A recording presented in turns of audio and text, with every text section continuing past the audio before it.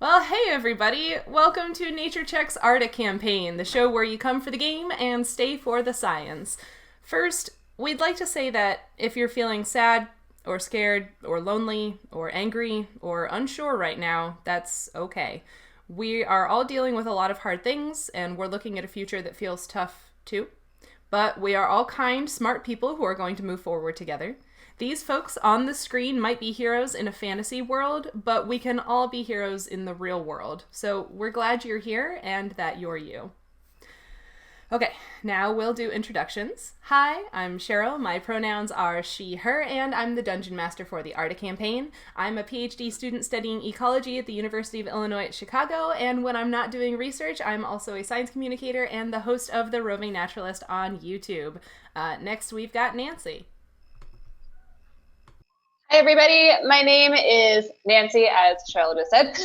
I am an entomologist, which means that I study bugs, and I live in Ecuador, and I normally do tourism, but that's not happening. So instead, I run online classes and a YouTube channel. Check that out.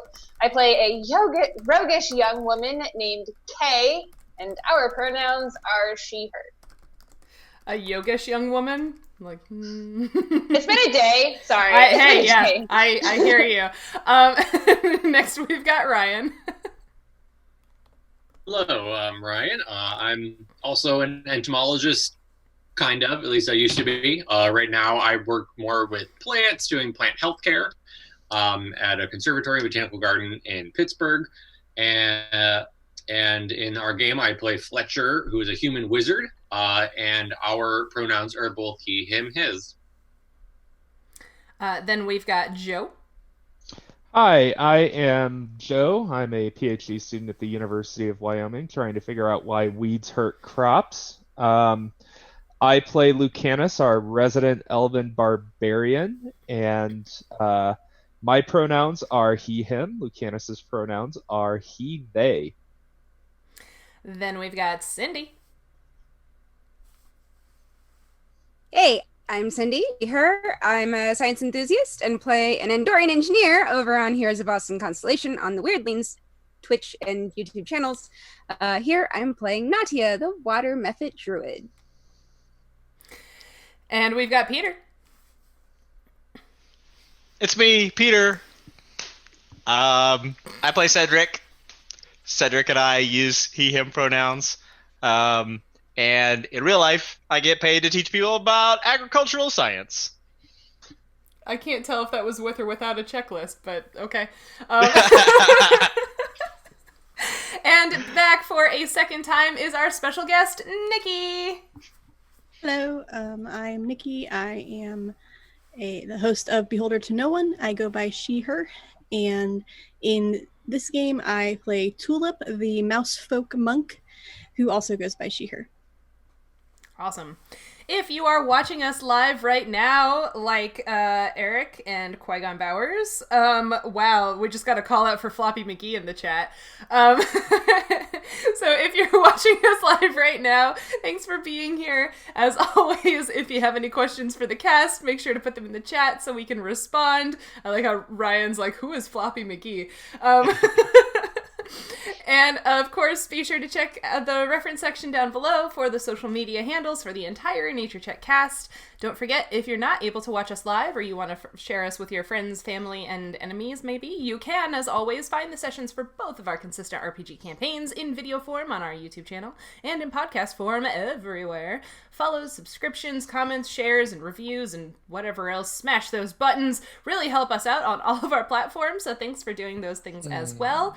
Thank you so much to everyone who's been listening to our podcast. We've officially had over 1,000 downloads since we started broadcasting. Yay. Thank you for listening to whatever it is that we make here and do here. We make funsies. We make funsies. We do make funsies. Yeah. All right, well, let's make some fun now. Everything changed when the gods left Lacedes. The world became a complicated place. For almost a century, people fought with one another and struggled to find new ways of being. The loss of the gods also made the continent of Arda newly accessible to the outside races, and humans from Tenebria established New Seychester as an outpost city on Arda's southern shore. In the spring of 972, 4 young people from different lands encountered one another in New Seychester. Though their alliance was first formed out of necessity, curiosity, and coin, they have now come to trust and rely upon one another as they explore a strange new world. Fletcher, a human wizard, collects samples and takes copious notes about everything they encounter in Arda, as he hopes to publish on his discoveries and make a name for himself. Cedric, a dwarven cleric, came to Arda to share the word of Moradin, but in the meantime he's met a lot of new and diverse people and learned to rely on his friends when the going gets tough. Lucanus, an elven barbarian, seems either to be running from or towards something, but he hasn't let his dark past prevent him from working with and protecting his newfound companions. Kay, a roguish young woman, is new to the violence and adventure of the broader world, but her desire to make a difference and do the right thing to help the people she cares about pushes her forward. And Nautia, a mephit from the elemental plane of water, who was trapped on Arda while partying when the loss happened. Now that the river she relies upon has become poisoned, she's teamed up with this unlikely group of adventurers to save her home. When you woke up this morning, Lucanus wasn't feeling well, and Kay and Fletcher had a talk about Kay's most recent weird dream. You continued north through the grasslands until Nautia spotted a unique field of pale purple flowers. Among the flowers, you met Tulip, a mousefolk who had designated herself the guardian of this spot, as these flowers are important to the survival of some rather unusual beetles known as pop bugs. After helping Tulip fight off a threat to the pop bugs, you journeyed with her to her home village of Flos Agri and met a few of its inhabitants, including the oldest Murium in the village, Appius, who told you that the pop bugs are somehow connected to the ethereal plane. Stunned by this new information, your group decided to stay in the village and collect more info. It is now mid-afternoon on Talosum, the 25th day of Bloom Run, and you are with Tulip in the Murium village of Flos Agri. Where would you like to go next? Lucanus is in the fetal position, so Just in the middle of the street? just like off to the side in like an area like under a shady tree, like he's just, chilling and not really happy about life. He's like holding his morning star like a teddy bear. I don't know. Good. Yeah. Comfort honestly, weapon guys, instead of a comfort blanket. Yeah. I don't know what's wrong with him. I cast a restorative spell on him. He should be fine. I don't know why he's still whining about his tummy hurting or whatever.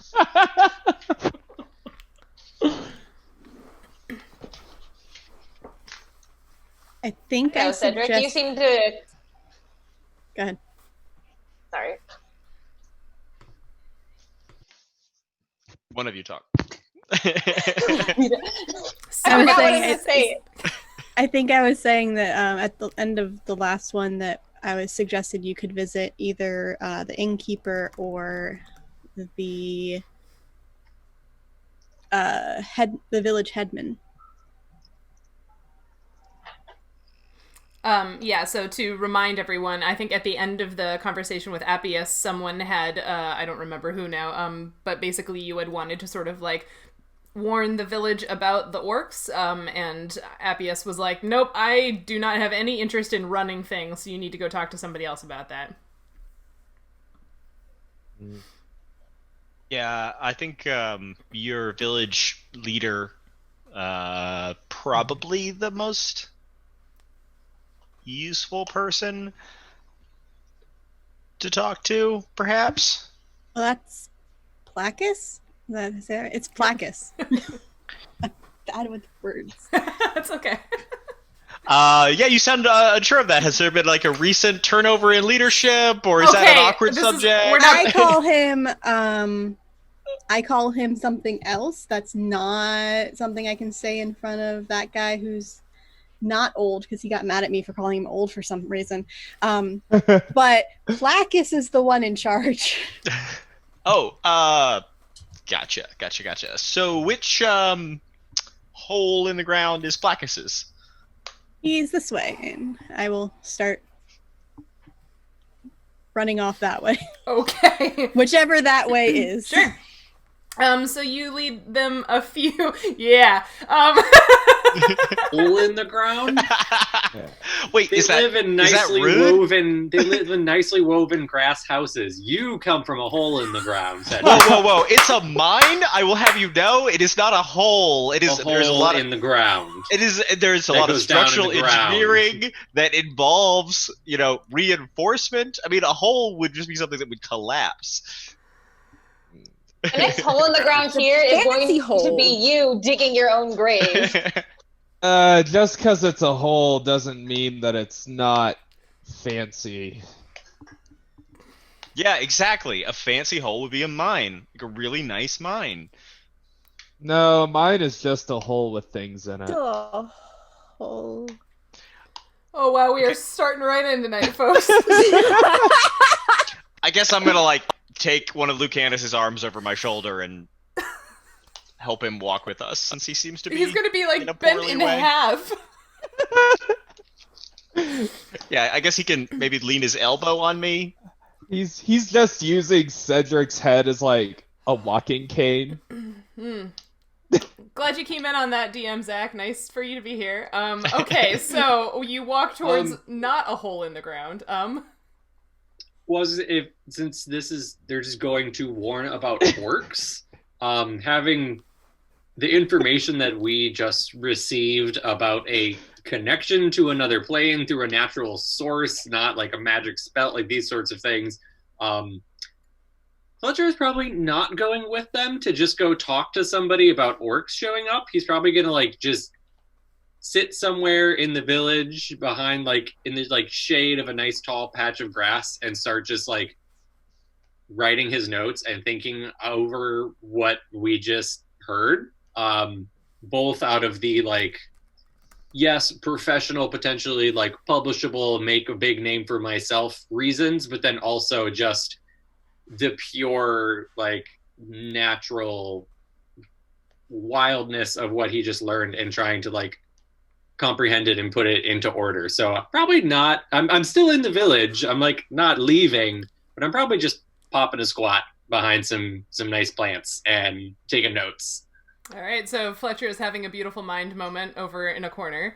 Math gif going past my face. Yeah.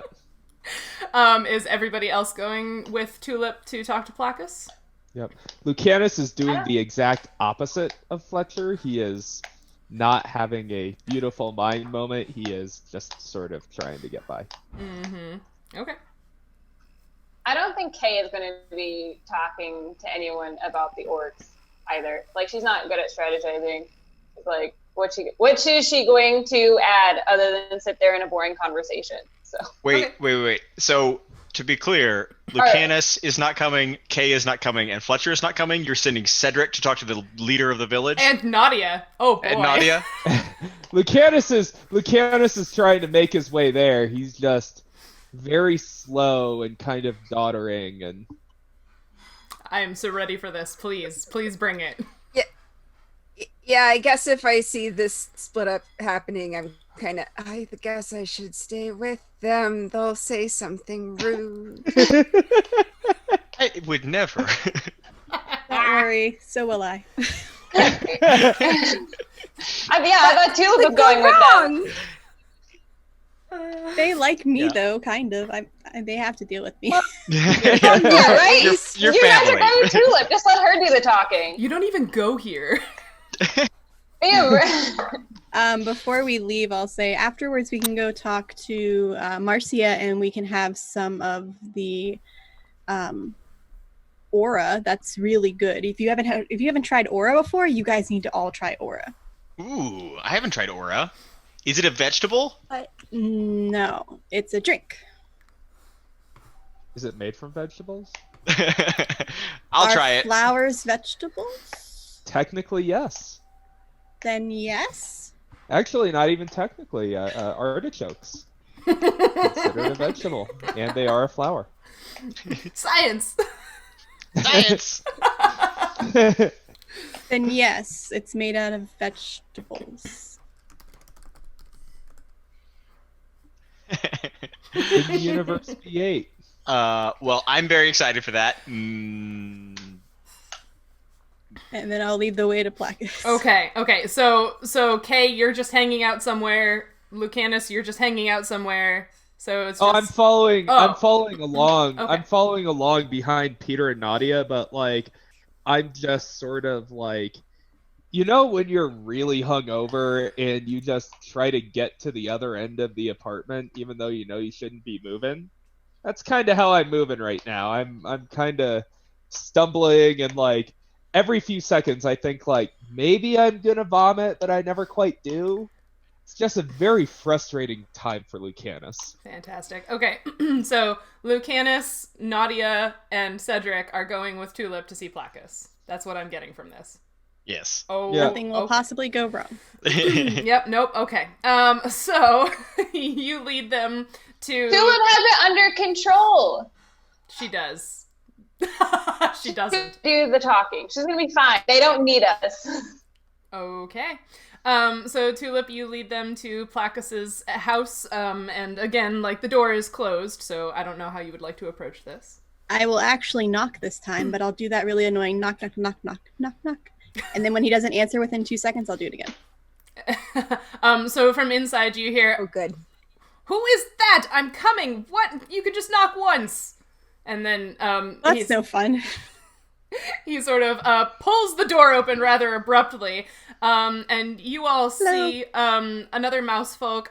He's wearing a very nice, well-kempt red tunic and dark brown trousers, and he sort of like, he pulls the door open, is like looking straight into Tulip's eyes at first, but he sort of like stops and looks at all of you behind her and above her and is like, Tulia, what is going on? Who are these people? I brought friends. They have to tell you something. Yeah, they can't fit in the house though, so you might want to come outside. Unless you have really big chairs. Do you have really big chairs? I do not. And he's still holding the door open, just standing there, and he looks at all of you and he's like, "Friends? Where are you all from? Who are you? What are you?" Just realized we've got the two short people and then the tallest Yes. party member with us. This is great. This is very good. This bell curve is very skewed. Yeah. Yeah. I will point slowly and go, that's Cedric, and that's Lucanus, and that's Nautia. We've been traveling from New Seychester.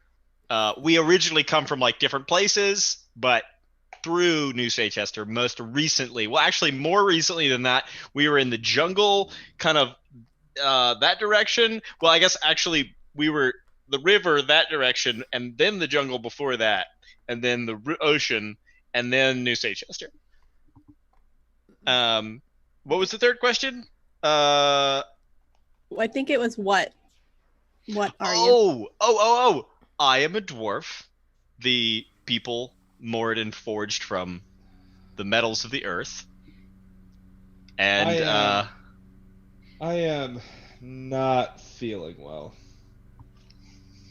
I don't think that answers the question.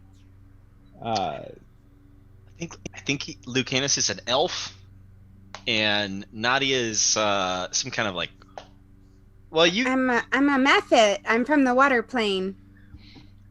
I've never been super clear on what a mephit is. It's what Nautia is. You're a That's what it dwarf. is. I'm a mephit. Sure, that makes sense. Ryan's like, duh. So Placus, he's still holding onto the door. He has not let go of the door, and he's still sort of squinting at all of you. And he's like, They've come from they came from the new place across the Lojdej. They came through the Nabhuvzuv, and they're trying to find out why the river's bad. We're trying to figure out. They came from somewhere else. I came from Nabhuvzuv. Okay, that I understand. You came from, what is this new something place on the ocean? You don't have very much fur. Village. It's on the coast, like at the end of the river. Okay. They built a big village, and they have big boats that come in. Just hop on a boat. But I've been in the forest. Just hop on a boat and take the river down and. But the river, there was something bad. The river was bad, and we followed it up to the place where the river started being bad, and it looks like it came underground, and so now we're trying to follow that up. But you guys wanted to tell them about the mean guys, right? Yeah, there's some. We found orcs. I got to fight an orc. They're like ugly goblins, but bigger. Actually, she fought several orcs. She killed the shit out of some. Yeah, she kicked ass. It was really great. You hit him real hard with your kick. It was very cool. And then she was like, "No." Tulia, would you show me how to punch? Sure. I need to learn how to punch better. Here, it's like this, and then she'll punch you. Oh, please don't. Roll an attack.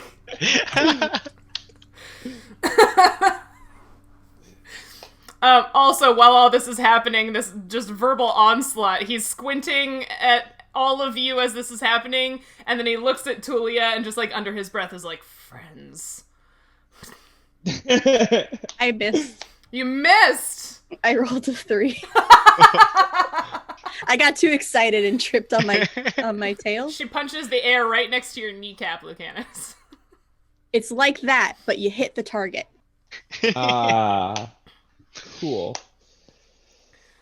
Okay, slow you're making a very good first down. impression here. You are all very strange, and I'm not sure why you're here, because there was a lot in that conversation.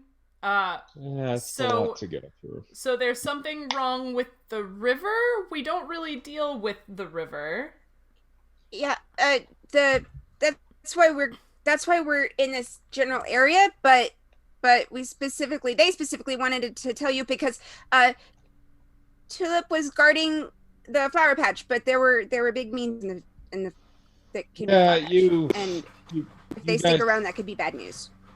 You guys have an orc infestation. A what?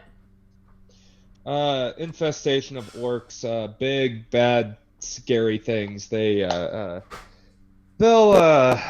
destroy your community if given half a chance. Don't worry, I'll protect us. It's fine. He looks she you is up and well capable of doing that, actually. He looks you up and down and is like, you still haven't adequately explained who you are and why you're here, so at this point I have no differentiation between you and this threat. I brought them here because I thought maybe somebody who's been alive longer than me would understand more about the river. Well... And then he wanted to tell you about the orcs so that we could be prepared and not be hurt. I mean, by the ugly goblin orc guys. Not being hurt is good. You say they're like big goblins. We've never had quarrels with the goblins. They mostly keep to themselves. They were trying to steal the pop bugs. Why? That is a good question. I don't know, but they had an entire bag full of them. That's strange. But taking the bugs while annoying and confusing is not a direct threat to us. What makes you think that we need to worry about these things? They seem very mean. Yeah, I mean, every time we've encountered them in the past, they've tried to kill us. Every one time. I mean, yes. They did. They also killed my family, so... Wait, what? Yeah, orcs, elves. It's a thing from the war in Unibin. Oh. Did they come from where you are on the boats too? I don't know if they came over on the boats. I don't know how they got here. We don't know how they got here.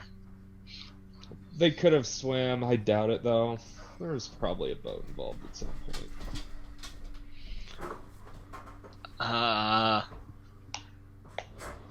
You should let go of the door now. I think you're breaking the handle. It's like his fingers are like dug through those. So non-committal. You can see little tracks where his claws like left as he's squinching tighter. Yeah. It's gonna take a lot of work to replace the handle. You don't want to replace it. He sort of pats the door and puts his hand down, smooths his tunic a little, and is like, okay, so the information you're giving us is that there are bad things out in the grasslands that we should be worried about. But Yep. But Tulia knows what they look like and how to fight them? Yep.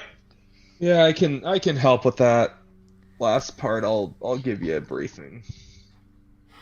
I mean, if you punch them hard enough, then they go down. So, like anything else. I mean, yeah. You also have to watch out. They have these pet things that they use to. They never travel alone, and they're pretty good at using their pet things to dispel like the spells of magic casters, get them to waste their ammo, and Lucanus just kind of trails off because he ain't feeling too good. So he sort of like pulls his shoulders up by his ears and puts them down again and looks over at you, Tulip, and is like, I cannot believe I'm saying this, but I guess if you want to train some others to help keep a lookout, that is a thing you can do, I guess. Hey, Yeah, it's a good idea. I know the perfect people too. They're all over at Marcia's. Okay. Basically, she's looking for like the drunkest people there. Does that mean you're leaving now? If you're not going to listen anymore, then yes. Is there any more you think I need to listen to? Nope. They said I was awesome and I did good, so you should listen to that part again. Oh yeah. With the punching and the kicking, and it was like the orc was like, ugh. And even when it hurt her and she kept going and it was good. She's really cool. There was like a spear. It was just like, She can take a stab wound really well, man. You should be proud of her. Oh yeah, I got hit with a javelin. His ears are sort of like folding back a little bit. He's like, I'm fine. It's okay. Yeah. I have a really cool handprint scar now though, which is cool. this is a lot more violence than most of us normally. Yeah. That's why we wanted you to know they were there. Bye, Placus. He just sort of like tugs at his tunic again and is like obviously fussing a little bit inside himself. I'm like, oh, okay, thank you. Once he goes back inside, I tell them, like, I just call him, I call him Stick because he always seems to have a stick up his butt. But I can't say that around him because he heard once and he got really mad. Yeah, he just not like us. He just really seems like he needs a hug. I tried. He doesn't like that either. Oh, then what can you do? Yeah. Well, let's go find the drunk people because I can affirm that drunks make the best bodyguards. Oh boy. Yeah, I guess I'll take them to the inn now. Oh. Well, is the inn where the ale would be? I mean, yeah, that's like the restaurant, right? Like most of these, it's like an inn tavern. Yeah. And yeah, you know that it's mostly the tavern because, like, while there are rooms, you don't get a ton of visitors, but, you know, there are, you know, rooms available kind of thing, but it's mostly a tavern, yeah. I guess we should stop and pick up Fletcher and Kay first. Nah, they're fine. No. They're probably, like, writing notes in their book or whatever. They're a bunch of real nerds. But that's even more reason to have them taste aura. Okay. Maybe if they drink enough, they won't be writing in their books anymore. How big is this village? Will Well, Can I just be sure. like, Fletcher? Oh, Yay! Jesus. Will the aura be like good for an upset tummy? Be Batusia? The apothecary? Oh, Batusia, yeah. Batusia might have something for your stomach. She's the apothecary person. Yeah, we should probably stop by there after we're, done rallying the troops.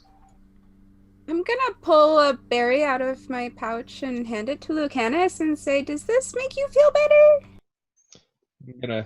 I'm just gonna kind of nibble on it like a cute little chipmunk. Like, Remind me what all Goodberry does? I'm pretty it sure it heals a doesn't hit do what point. you need, though. It Yeah, heals it's one hit point. It makes you Here's feel one like you point of don't need- damage. Yeah, and makes you feel full. Okay, you are healed of 1 hit point of damage from your fight earlier. cool. I actually don't even know how much damage I took during the fight. I'm pretty sure I updated your character sheet. Oh, did you? Okay. I normally keep track on the. I think you are currently at 29. Okay. Nifty. Now you're at 30. Now I'm at 30. It says current HP is 33, which is the max. Look at your rage sheet, though. I think, right? Or is it... Oh. Yeah, sorry. That was the one I was using during combat. Okay.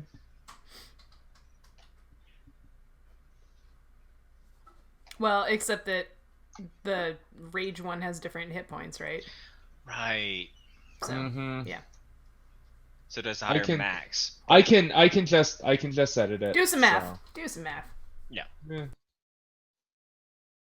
Okay, so are you just yelling like that? Yeah. Yelling. Oh. Okay, I mean, I mean, we just walked from where Fletcher and Kay were. Yeah, Like, I feel like I have a good, like, are they within yelling distance? Because I feel like if they're, like, pretty close, like, if they're, like, 40 feet away from us, I mean, I'm just... yelling distance is pretty far. I'm sure that It depends anyone on how loud the yell is. Right, but I'm sure anyone outside of the village probably heard that because it was really loud. Yeah. Sorry. No, you're not. So yeah, Kay, Fletcher, wherever you are, sitting down and doing whatever it is you're doing, you hear Cedric yelling like that. They're never quiet, ever. We Cedric are is not. out. We are not ever quiet. You don't hear her say that? You're not there? Oh, I'm not there? No, I'm sorry. You're not with Kay. You're with Cedric. You're with Cedric Oh. and me. I thought, I'm sorry. I thought it was Tulia saying that. So Lucanus and Nautia could also be having a conversation about how very loud Cedric is. So Yeah. Yeah, you're with the yeller, not the yellies. He's so pleased with himself. Are you two going to join back up with your friends, or are you going to pretend you don't know them? I mean, at this point, it might be better if we pretend we don't know them. But I shouldn't have think given them that the option. entire town will put it. Kay's gonna take that option. Did you hear anything? I mean, No. I think we look so different from everyone else. Everyone will know by association. Like, we can't necessarily hide. So she just like begrudgingly gets off the ground and goes in that general direction. Yeah. It's kind of hard to blend in when you don't look like a mouse. Or any of the other types of people that are seen out here. Yeah. Your lack of fur is very disconcerting. I honestly, I feel like that more than I'd like to admit. Fletcher hears, but he just keeps working. Okay, you do that. So, Kay, you do go over to them? Yeah, I guess so. Okay. I'm not anywhere near Fletcher. I'm just kind of like, I don't know, sitting on Alright. the stoop, I guess, like waiting. Well, the group of you, Tulip, Nautia, Cedric, and Lucanus, you acquire Kay after a few moments. Hello. Ahoy there. I'm sure Fletcher will find us. Onward to nectar drink thing. Onward to glory.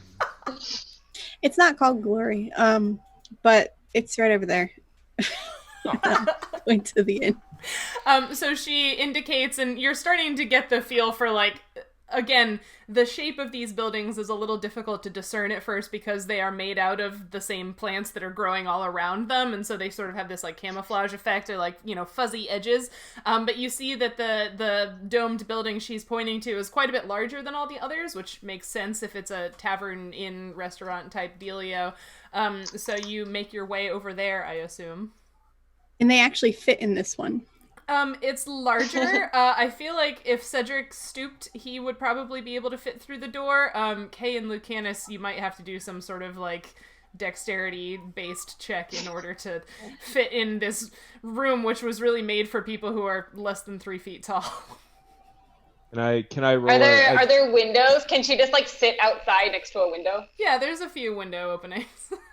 Can I Yeah, try so she's gonna to sit roll a outside. dexterity check? You want to try? Okay, yeah, let's, oh gosh. This is gonna be hilarious. Man, one of those weird skills that we almost never use. How about, I guess, tumble? Okay. Let's see. It's gonna be under skills. And then I want to try out this -4 dexterity. Oh boy, this is gonna be awful. Oh, this is gonna go so well. No. Or no, it's only -1. Okay, how do I... Sorry. Wow, Ooh. the chat is getting very dark thinking about what Fletcher's doing right now. Jeez, guys. He'll be fine. Okay. Anyone wearing armor gives you penalty on doing tumble as well. So anyone wearing anything is going to do even worse. Yep. Yeah. Yeah, I think that Okay. the character sheet already integrates that. Okay, yeah, I am not having a good time with this character sheet. It is... I can't figure out how to roll. Like, I accidentally closed it out, and now it's not taking me back to the same place. Oh, that's weird. I will hit... Oh, no. That's because I was looking at the wrong thing. Okay. So you're on the skills tab, Mm-hmm. Yeah. and then scroll down. It's Yep. alphabetical. There we go. Wow. What? Wow. A 0. Oh my You rolled a nat God. 1 -1. Lucanus tumbles into the bar and just destroys the building. I'm trying to decide if that's what happens. Bye-bye, Wall. Wall gone now. Oh my goodness. So you This is the most critical fail to ever critical fail. the 0 popped up and I was just like, what? I hate us, Nancy? Oh, don't hate us. Yeah, so Lucanus, you kind of, like, prep yourself because you're like, okay, the door's kind of small. Maybe if I, like, move really fast, I'll just sort of, like, slip through. And you, like, go to do a somersault. And, like, instead of keeping your legs tucked, they're basically just, like, sticking straight up in the air as you roll over. And so your legs hit the top of the door area and sort of just, like, smash a swath of plant matter, like, the door frame and then up through the roof. And you just, like, carve this big channel and, like, wind up, like, sitting upright with your legs straight out in front of you. Technically inside, kind of, except there's no roof because your head is sticking through it, a la, like, Gulliver. And there's just all this commotion and, like, plant bits flying everywhere. That went well. Sorry, Marcia. So Tulip, you can sort of, like, look in the doorway behind him, and there's, like, you don't see anyone at first. Like, you see sort of the furniture inside the tavern and, like, the bar, but you don't see, there are no Murium around at first. I just call out, sorry, Marcia. And you see this pair of very large ears peek up from behind the bar, and then, like, some paws, and then a face, and she's looking around, and, like, is everything okay? Who is that? Is that Tulip? Yeah, I brought friends. Sorry, my dog just, like, freaked out. I brought friends, but they tripped. don't fit. Yeah. They tripped, and she's like her nose is wiggling, and she's like sort of peering through all of the floating plant bits in the air, and like, what? I'm kind of Tulip, big and what I did you shouldn't do? that. They're bigger than the door. Yeah, I wanted them to that. try I'm sorry. Aura, so I brought them to you. Okay. And you can see her sort of like talking to other, like you realize there must be like other people, like whoever else was working in the tavern and whoever was a patron in the tavern must all be hiding behind the bar with her. And she's We are like, so sorry. speaking to all of Is them. anybody hurt? No, we're fine.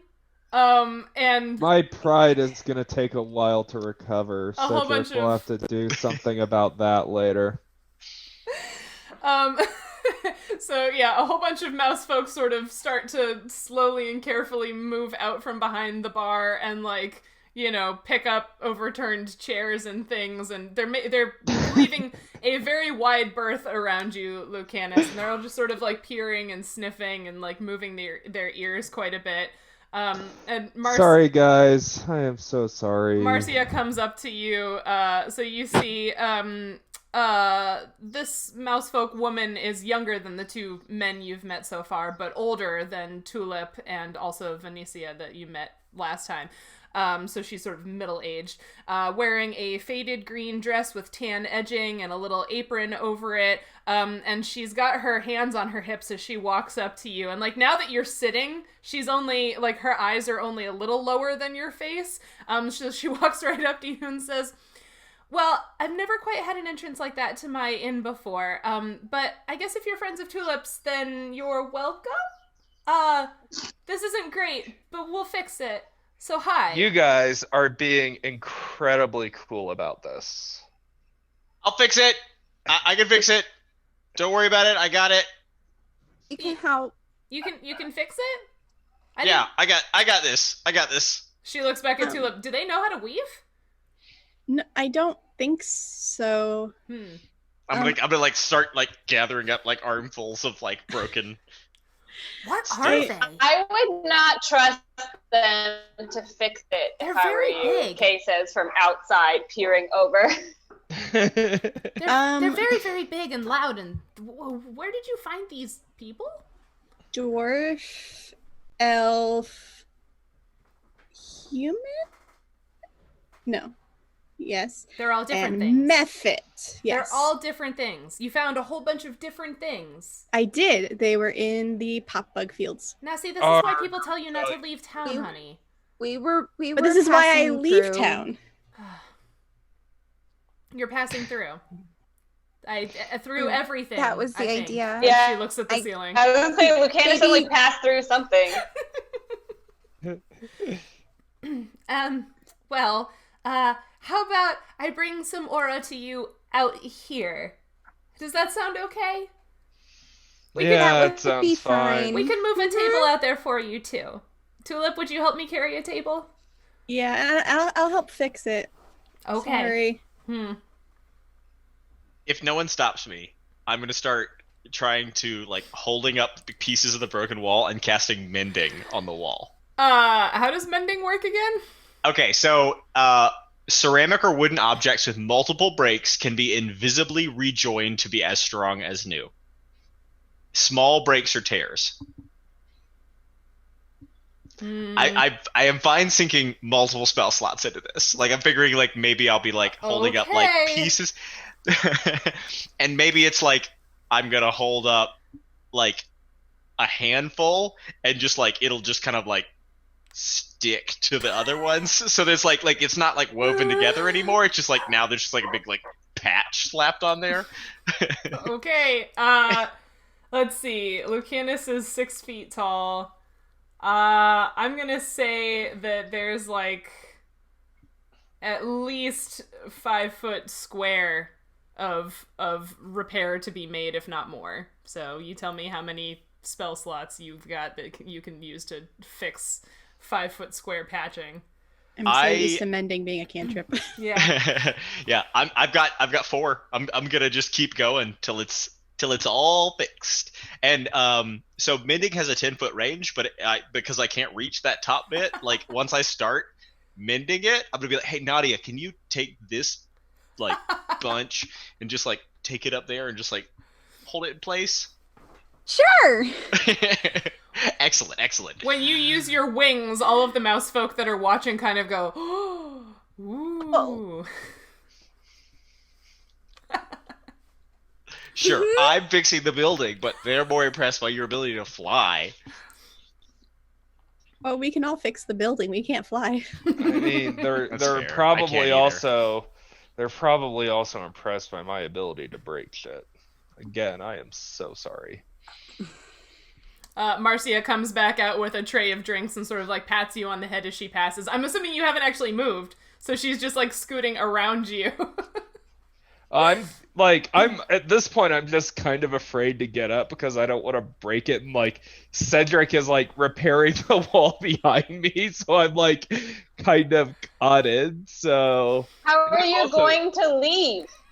I'm also sick, so like I'm just kind of staying there for a moment so that like, because if I vomited on these people, they're so small and I'm kind of bigger than them, and I'm kind of worried about them taking like acid damage or something That's like not... that.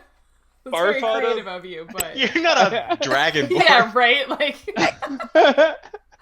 You're That is also not- probably on top of the things that Cedric is trying to mend. Yeah, move. Hey, Yeah. Lucanus, lift. Can you lift up your butt a little bit? There's like a big piece under here. Okay, Fine, could you so help? Just Lucanus just sort of gets up and like walks out of the bar, trying to like not hurt anything that Lucanus or that Cedric and Nautia are doing. Try those verbs again. You don't get up and walk out of the bar. Unless you try to do all of that through the hole before Cedric starts fixing it. Right, that was my whole point. Like, Wait, you guys wait, are wait, building the building on top of him. As Lucanus starts to like get up, Just Wicker Man Lucanus. Not the bees. Yeah. Oh no. I cast Sacred Flame on the building. No! I don't have Sacred Flame. No. Do you want to I make have Scorching enemies? Ray. This is how you make No, enemies. I don't have any fire spells. Just We scoot just your need, butt know. out. we just need Fletcher to cast grease and have Just a scoot. lighter handy. Yeah. Scoot your butt out. You don't have to stand. Just scoot back. I'm a turtle man now. And am I able to see all of this going on? You probably at the very least heard like a thump and some commotion, and you may have even seen a little poof of plant bits go up in the air, like a few buildings over. I think the extent of my interest was I kind of like stood halfway up to see above the grass, saw all of that, felt completely validated in my decision to not go with them over there, and immediately sat back down and kept writing my thoughts out. Amazing. Okay, so we get Lucanus out of the building. Tulip and Marcia pull out a very low wooden table for you all, and Marcia brings out a tray of drinks and sets it down and goes, who's paying for this? I'll pay for it. Lucanus is paying for it. Well, What do you guys use as money? Money? Please don't make this difficult for me, Peter. Okay, Every- cool. Everybody Come on, can speak Sheryl. common. Everyone doesn't have a different currency. You didn't come up with exchange rates. No, everybody can speak common because I realized that was going to be a huge pain, and everybody uses the same money because otherwise that would be a huge pain. I can only extend the metaphor so far. I'm sorry. I didn't know if maybe they used like pot bug bits or something. Lucanus just sort of flips up a gold piece. Okay, thank you. Enjoy the aura. It's made from the Monarda that Tulip has been guarding, so it's a mousefolk specialty. it's my favorite. Are all of their mugs tiny Murium-sized mugs, so they all are going to have to drink like 20 to get infected. It's like we're at a tea party. Yeah. It's like So drinking. you're having an alcoholic tea party. It's like drinking espresso. It's like having a tea party with all of your stuffed animals, because the table is real small and all of the cups are real small. Yeah. This is I'm gonna- adorable. Nadia Company is fuzzy and adorable. Yeah. Nadia, everything fits pretty well compared to you. Cedric, it only feels a little weird, but for Lucanus and Kay, it's quite strange. I'm gonna Like, take 2 of the cups. I'm and- about 4 foot, so it's a little bit it's a taller. bit Oh, smaller. are than me. you? It's it's very similar to my first time working at the ballet. When I get there and just everyone is, I'm a short person. I'm used to being the smallest person in the room, and there, like, everyone was just kind of bitty and delicate, and I just was concerned about breaking everything, and especially with Lucanus hanging out, I'm just Yeah, see, I was kind of imagining it as being like an adult at the kids' table kind of situation at Thanksgiving. Tulip, what were you saying? I'm going to take 2 glasses and bring 1 to Fletcher. Oh, okay. So you're gonna walk all the way over to Fletcher. So Fletcher, you hear The town's not that big. yeah, you hear some grass moving and look up to see Tulip coming over to you with 2 mugs in her hands. I brought you one since you didn't make it. This is Aura. Thank you. What is this again? It's a liqueur made from the flowers that were in where the pop bugs are. It's really good. It's my favorite. Thank you very, very much. And I start taking little sips to have it just an accompaniment to my quick manuscript drafting that I'm doing. If you want to join the others, you can, but they made a hole in the inn. I heard and then saw that. Hopefully things are okay. If not, I can try to figure out something to do to help. But hopefully that doesn't ruin our hospitality that we've received here. I hope. Marcia seems okay. I offered to help, and I think Cedric is fixing it now. I'm not sure how. Does he know how to weave? I should probably ask. is that going? He knows how to bang rocks into other rocks or something. I mean, So he can't really weave, but you know, here, how about this? And I go in my bag and I hand Tulip 10 more gold pieces, and I say, can you hand that to her just as some kind of compensation, just to help along with whatever she needs to just say sorry for them. Is this more gold than I've ever seen in my life? I mean, like, you've seen gold before, but that is quite a sum for him to just casually hand over. Yeah. Her ears will perk up, and she's like, "Oh, that's a lot of shinies." Okay, sure. Yeah, I'll go get on that right now. Thank you so much for everything. You are the best embarrassed parent. Yeah, he is. Yeah, how is the mending going, Cedric? I don't know. Do you want me to do like a check? Well, so like I said, it's like a 5-foot hole in the roof, basically 5 foot square. How much can your mending mend? So I think in 5th edition it says like up to a square foot, but in 3.5 it's one object of up to 1 pound. Really? Why would they do it in pounds? That's dumb. Yeah, I feel like that's a lot of square footage of Plant? vegetative a plant. pound of dried grass. Yeah, that's gonna like be a lot. Yeah, it's like an armful. That seems weird. I don't know why they would do it by An armful even with Cedric arms.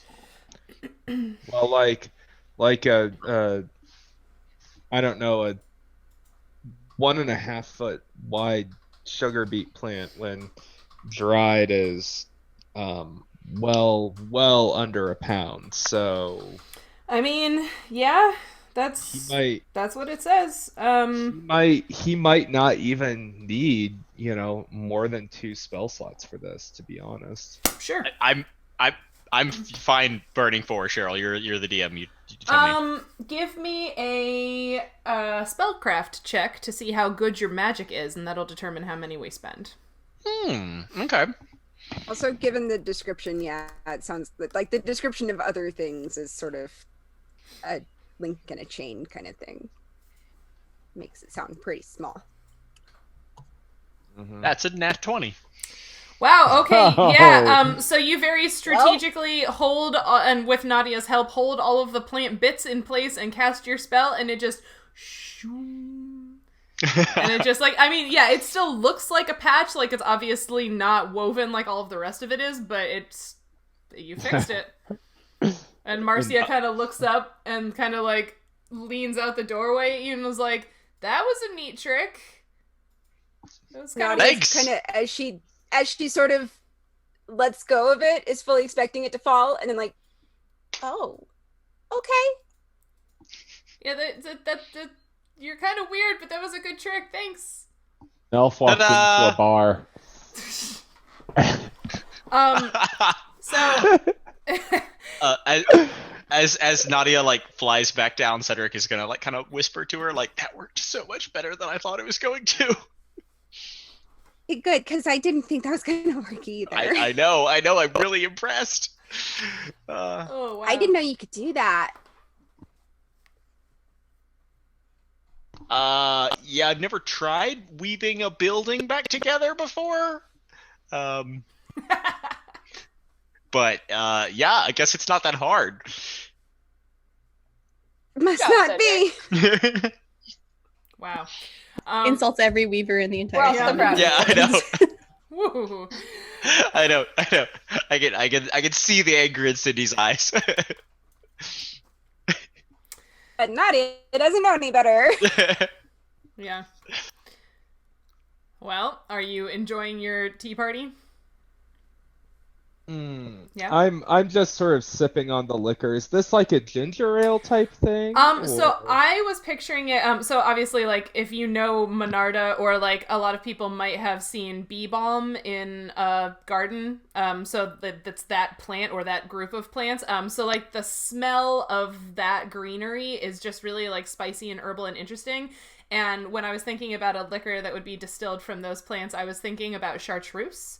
So if you haven't had chartreuse before, it is a delightful experience. It's made with, I don't know, the two of you who are nodding, it's an absurd number of herbs. Do you know how many? It's over 100, right? No, I don't remember. It's just the original recipe goes back to a group of monks in France, and that's where they originally made it, and it's amazing. It's so good. There's a green and a yellow form in case you want to go out and try it. 130, I am being prompted from my studio audience. 130 things are in it, so it's basically you just took the forest in France and threw it in a keg.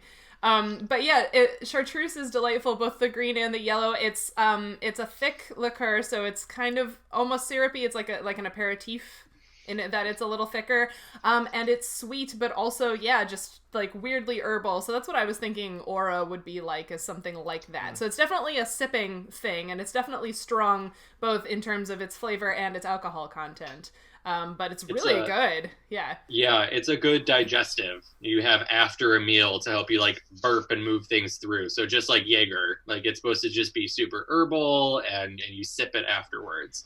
Oh, yeah. Jaeger is so gross. Oh, I love Jaeger. like it. Yay, me too.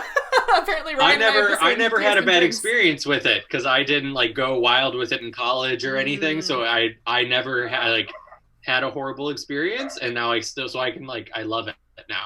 My last name I was is Jaeger, gonna so say- at my wedding, Jaeger Yes, bombs Yes. were the thing that everybody wanted me to have dozens of, and I just kept Oh, nope, no. I'm done.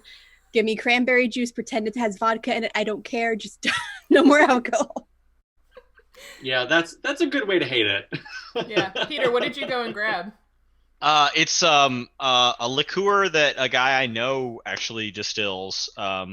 It's called Krupnikis. It's a Lithuanian spiced honey liqueur, and it sounds kind of similar. It's really sweet, but it's got just tons of different herbs in it, and it's very like medicinal and intense flavored. It's worth trying. Yeah, I like all herbal flavored liqueurs, and like gin is my go-to like base alcohol for cocktails and stuff. That's Mark's fault, Cindy.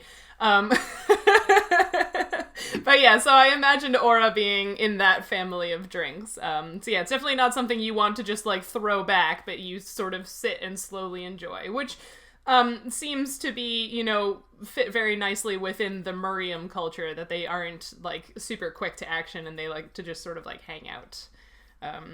So yeah, here you are enjoying your tea party or taking notes by yourself and sipping on your Aura. I will come back and go see Marcia and go, one of the other strange ones gave me this to give to you, and she'll hand her 9 of the 10 coins and then like turn away and then reach in for a pouch and go, here, and then hand the other one last minute. So yeah, just like you did, like when he handed it to you, when you hand this to Marcia, she kind of like looks at all of them and like her ears twitch and her nose twitches, and she's like, oh, well that was, wow, they just have this kind of shinies to throw around, huh? Evidently. No, we don't throw it around. I just completely fucked up your bar, and I am so sorry about that. Lucanus overhearing everything. He's just sitting there, like he's obviously feeling miserable, just like sipping on his drink, and just like he's sitting with like his knees in his chest and like hunched over his knees, and yeah. Ryan asked a very important question in the chat, so I felt like I had to elaborate. It's wild bergamot, so it's Monarda fistulosa. That's the one that we have in the prairie here that I just really like. Yeah. Yeah. When you said it was pinkish, I was in my mind. I was like, the ones I knew, I was like, it's either fistulosa or like maybe Bradburyana. And knowing that you came from the prairie, I was like, maybe fistulosa. I was like, I don't know which. Like, I just really wanted to know. Mystery solved. Yep, it's called wild bergamot or Monarda fistulosa. Yeah. So, Marcia. So is it like bergamot, like that bergamot, or is it like Earl Grey tea? I don't think it's the same. Yeah. I don't think it's the same. No. Thing. Yeah. No, that's a I think it's a citrus. Mm-hmm. Is the bergamot that they use for like that, the flavor in that tea.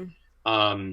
So the other name is bee balm, like Sheryl said. It is a like winter hardy perennial that comes up and has these really beautiful whorls of flowers.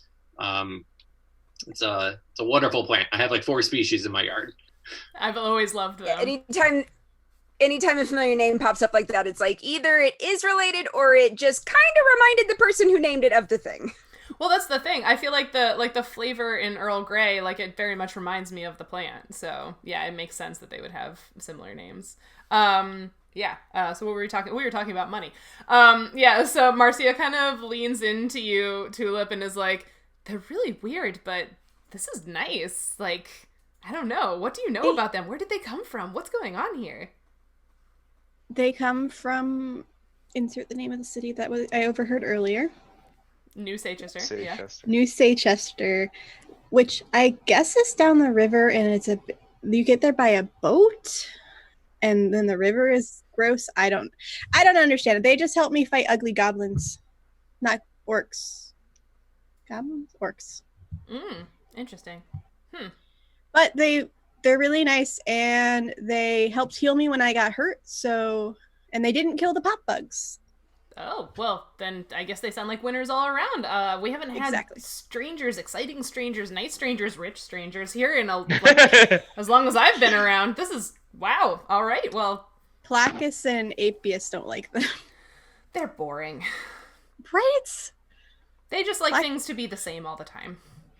Well, that's boring. I think you should just go and gossip with them, and maybe you've heard from somebody that's been here before about the river. They want to know more about the river. Well, I don't really know much about the river, but I'll certainly go and talk to them. They are interesting. Okay. So yeah, she sort of, I mean, she's still working on her other customers, but she comes back around to all of you and asks if you'd like a refill. How did you enjoy the aura so far?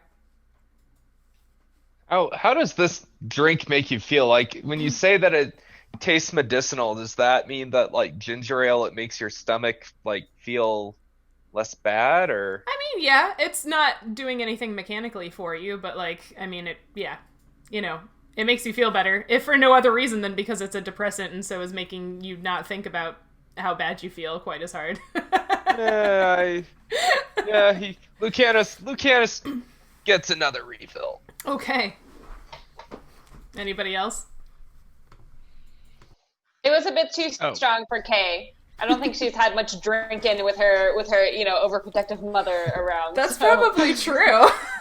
So she's kind of like the best time to get the drinks. Wait. Are we contributing to the delinquency of a minor in this podcast? Are you really asking that right now? Yeah, I think canonically Kay is 17, right? She is, yeah. Has been all along. There isn't a drinking age in fantasy worlds. Well, but also I believe the book says that humans are of age at 16, I think. Okay. It's a terrible idea, but good. I mean, she's already killed more than one sentient being, so... She's earned a drink. We are going down a dark tangent right now, folks. Tulip is 13, and she's drinking, so there's that. Okay. Yeah, Cedric is definitely going to have another one. Okay. Nautia? I'll have one more. Okay. So when she brings back these tiny mugs again, she's like, so Tulip's telling me you're from down the river. What is it like down there? I've never been on the river or anywhere outside of the grasslands before. The water's acid. I mean, I think it depends on where down the river you're from, because there's like forest, and that's kind of terrifying, and then there's the city, which is kind of terrifying in its own right, now that I think about it. There's a city. Is it bigger than Flos Agri? How much bigger is it? Kay does not know how to like respond tactfully. She's like, maybe like your entire village could possibly fit in a couple buildings, maybe. The buildings don't fall apart when you accidentally run into them. Oh my goodness, really? Is everyone there big like you? Yeah, I mean, for the most part. I'd say I'm average height. Cedric is short. Whoa, I am normal height. Everyone there is really tall. I mean, you're tall compared to us. Yeah, I mean, I'm normal height. You guys are really short. Lucan is really tall. Oh, okay. Sure. Yeah, Nautia is the only one who's normal height around here. I thought you just said you were normal height, Cedric. Are you lying about how small you are? No, I'm 4'2", normal height. Okay. I mean, like, slightly... I'm just going to say average for a dwarf. I don't know what dwarf average actually is, but I'm just going to... Okay. Well, I mean, I don't know. I think I'm pretty average for a Murium. I don't know, maybe averages are different? Yeah, I mean, that makes sense. I mean, you guys are like a... Mice folk? They're very mice. I mean, clearly Mora didn't make you Lucana guys. sounds drunk.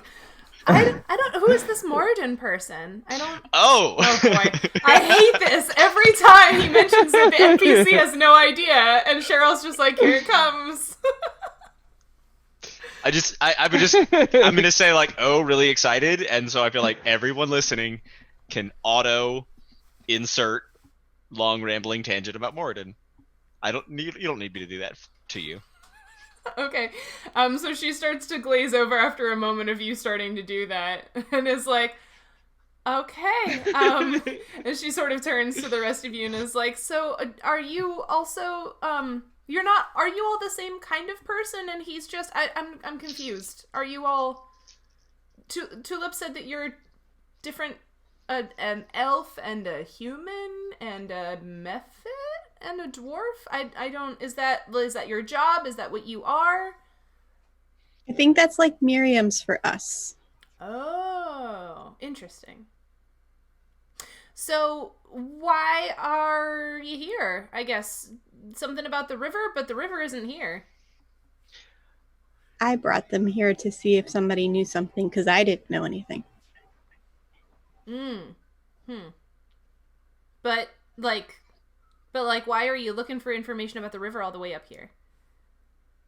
Well, because it was bad, like down by where the city is, and so we followed it up to where it wasn't bad anymore. And then Nautia was awesome and like dove underwater and found that there's like this, I don't know, gunky plume. She could probably explain it better than I can coming out of it. The but bad stuff is coming from underground. Oh. Yeah, there we go. And so, but the bad stuff is coming from underground that direction. I kind of fly up for a second and look and go that way. Oh, that way. Okay, I was gonna say it's not from us. We don't do anything with underground stuff, really. So No, I just thought maybe somebody knew something because, well, Appius is old, so I thought he would know. Yeah, but he didn't know. That's a bummer. And then Placus was just a butt, and then I thought maybe you heard something. I haven't. I mean, every once in a while we get people coming through here, but nobody's been talking about the river. It's just normal business, really. I mean, there are a lot of, when they do come through, I like to have visitors, but, they don't really talk about anything interesting. Like I said, Tulip, like, people like things to just be normal, and that's, I like talking to people, but it's not very exciting. You all are very exciting because you're so different. And we broke your bar. Sorry about that. I mean, it'll be okay. It looks all right. We'll probably go up there and, actually fix it later, but it's okay for right now. It's not going to rain, I don't think. I hope. I'm going to not say anything and drink some more. Would y'all like any food, or are you good just with the aura? You have any ginger ale? I don't know what that is. Oh, okay. What's I'll ask for the dish of our that we always have. It's really boring for us, but would be exciting for somebody else. Okay. I shall cook you the dish of my people. Whatever that dish may be. Okay, so she goes not in my notes.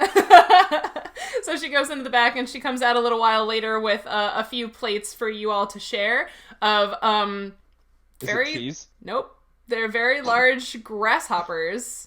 Covered in some sort of seasoning. Chipotlines. Yeah, the Gesundheit. Grasshopper. Yeah. Chapulines? Chapulines! There we go. I should learn how to make those. Say more. This is a moment for you all to go off on an entomophagy tangent. Oh! I know nothing about them other than they're common in Mexico, and they're toasted fried grasshoppers covered in a thing, and you eat them. I have eaten them once. They usually have a bunch of spices on them. They're roasted because some grasshoppers do carry parasites. Mm-hmm. And they're also especially bad to have around chickens, but if you roast them, it's not an issue, and they'll cover them with a spice mixture, and they sort of taste like a earthy kind of crunchy tortilla chip. It's not, I don't know, it's its own unique flavor, and they are quite good. Nice. I'm sorry, I didn't do the bell. I wasn't sure how much people were going to have to say. It sounds like not a lot, so we'll move on without the bell. Well, I'm kind of shocked that we haven't talked about entomophagy before. I mean, that's why I was do that, and then everybody was so should we talk about entomophagy? Yeah, we can. Bring out the bell. There we go, there's the bell. Okay, let's talk about eating bugs. Yeah, so it's common across most of the entire world and essentially got erased out of Western cultures. Insects are an abundant source of protein and fat, and in modern production can be produced with fewer inputs and more sustainably than producing other sources of protein. And you can either eat, you can consume things directly, like many other cultures do, like the chapulines or ants. Like there's dishes where they sprinkle ants on top of things as like just like a crunchy addition. And you just, or to reintroduce Western culture back to consuming insects. In like North America, in the USA, you're more likely to see it in the form of powders, like mealworm powder and cricket powder, where they're heavily milled and processed so that you just have the powder remainder that still has the nutritional content. It's like, which I feel like there's a lot less you can do with the powder. You like put it, you like sprinkle it in things, or you can substitute a little bit of normal flour with it in baked goods, but not all of it because it does not have the actual properties of flour. Yeah. So it's actually a lot better for people to, if we can get past the hump to get used to consuming, whole insects. I imagine we'll have to do some kind of processing. Like I went to a thing once where they were trying to like introduce people to eating insects. And of course, because it was in the United States, they ended up making it into like a fear factor sort of thing. And the like grasshopper burger where they were like, oh, we cut out how much meat we use in these burgers by substituting grasshopper.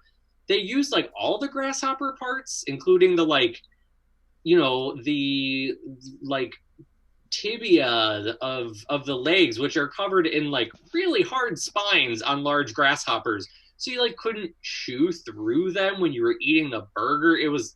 It's like that is not how it should be done. Well, there's overall, if we can reintroduce that into our diets, we'd have this much more sustainable source of protein.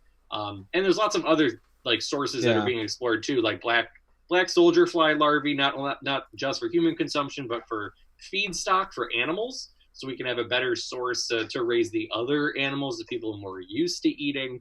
It's just like a really cool area of work. Yeah. So I actually have some issues with entomophagy, some of which Ryan already touched on. The whole adoption thing, I think, is a very significant. I think it is a very significant barrier. I think it's one that's taken a little bit too casually in my eyes by a lot of the entomophagy people. There is, I think that entomophagy has a lot of potential for repurposing waste streams, especially from breweries and stuff like that, and getting it to raising, say, mealworms to feed to, animals for a bigger source of protein, or like even something like fish. I see a lot of people getting really excited over very, frankly, stupid things in entomophagy. Like anytime there's a video of a cockroach farm, people get really excited about that. But the problem with that is that cockroaches are extremely allergenic, and if we start eating them in any appreciable amount, it might cause a lot of, there might be a lot of cases of anaphylaxis, and it will, because of that, it'll, really create problems for the reputation of insects as food. I want to say, because you brought up anaphylaxis, for anybody listening who doesn't know what that means, we're talking about allergic reactions. Mm-hmm. So one of the big like red flag warnings that comes with eating insects is that you could be allergic to it, right? With any new food that you're trying, there's a potential for allergies. And there does seem to be a little bit of crossover between people that have shellfish allergies and people that have insect allergies. So if you are somebody who eats, shrimp and has a bad reaction, you probably shouldn't try insects, or you should be very careful when you're trying insects. So I agree that people who have shellfish allergies should definitely be careful when eating insects, but I've looked into some of the data for cross allergies, and I am not personally convinced that it's a significant problem. I think that the evidence for that is a lot weaker than people give the impression it is. So you're saying that allergies to insects is not a significant problem? Yeah, because the way the allergies work, there are some proteins that can cross-react with the antibodies, and if the thing that you are allergic to is chitin itself, there could be like cross allergies between insects and shellfish and mushrooms and stuff like that. But the stuff that I've actually read on this topic seems to imply, at least to me, that the allergens are different enough as to where it's you're likely not going to be allergic to both insects and shellfish. Although, again, it's very highly dependent, and this is not medical advice. Allergies are weird. I But think we can leave it at that. So like with the cockroach thing, I was thinking more like, so there's this protein called BLAG1, which is like one of the most allergenic proteins known to man, and it's a part of the cockroach digestive system. I'm not going to get too much into the functionality of this protein, but like in inner city apartment complexes, there is a very strong relationship between cockroaches and asthma because of this protein. And that's why I said that, adopting cockroaches as like a widespread insect in our food source would probably be a major public health problem, because of that one protein that is just, for whatever reason, really easy for humans to become allergic to. It looks like Nancy wanted to contribute a #Ecuador moment. #Ecuador. So we actually eat insects in Ecuador. There's a couple different cultures that do so in the Andean region, which would be the indigenous people from the Andean region, which are culturally distinct from the cultures that were found on the coast and the cultures that are still found and were found in the Amazon. So in the Otavalo region, it's really common to eat a thing called katsos. They're actually scarab beetles. They're rain beetles. And actually right now is their season. No. And they come out of the ground as the adult beetles, and they take the wings and the legs off and then kind of fry them in bacon grease, and then it's street food, and serve them with it's called tostados. It's corn that's been toasted corn. So they serve it with the toasted corn. You just walk up to a little street vendor later. She's like, scoop of katsos, scoop of toasted corn, a little salt if you want it, a little bit of hot sauce if you want it, and you just walk down the street for $1 and eat it. Wow, that sounds really good, actually. And what it's do they really taste like? Bacon grease seasoning that they used. Okay. I don't know.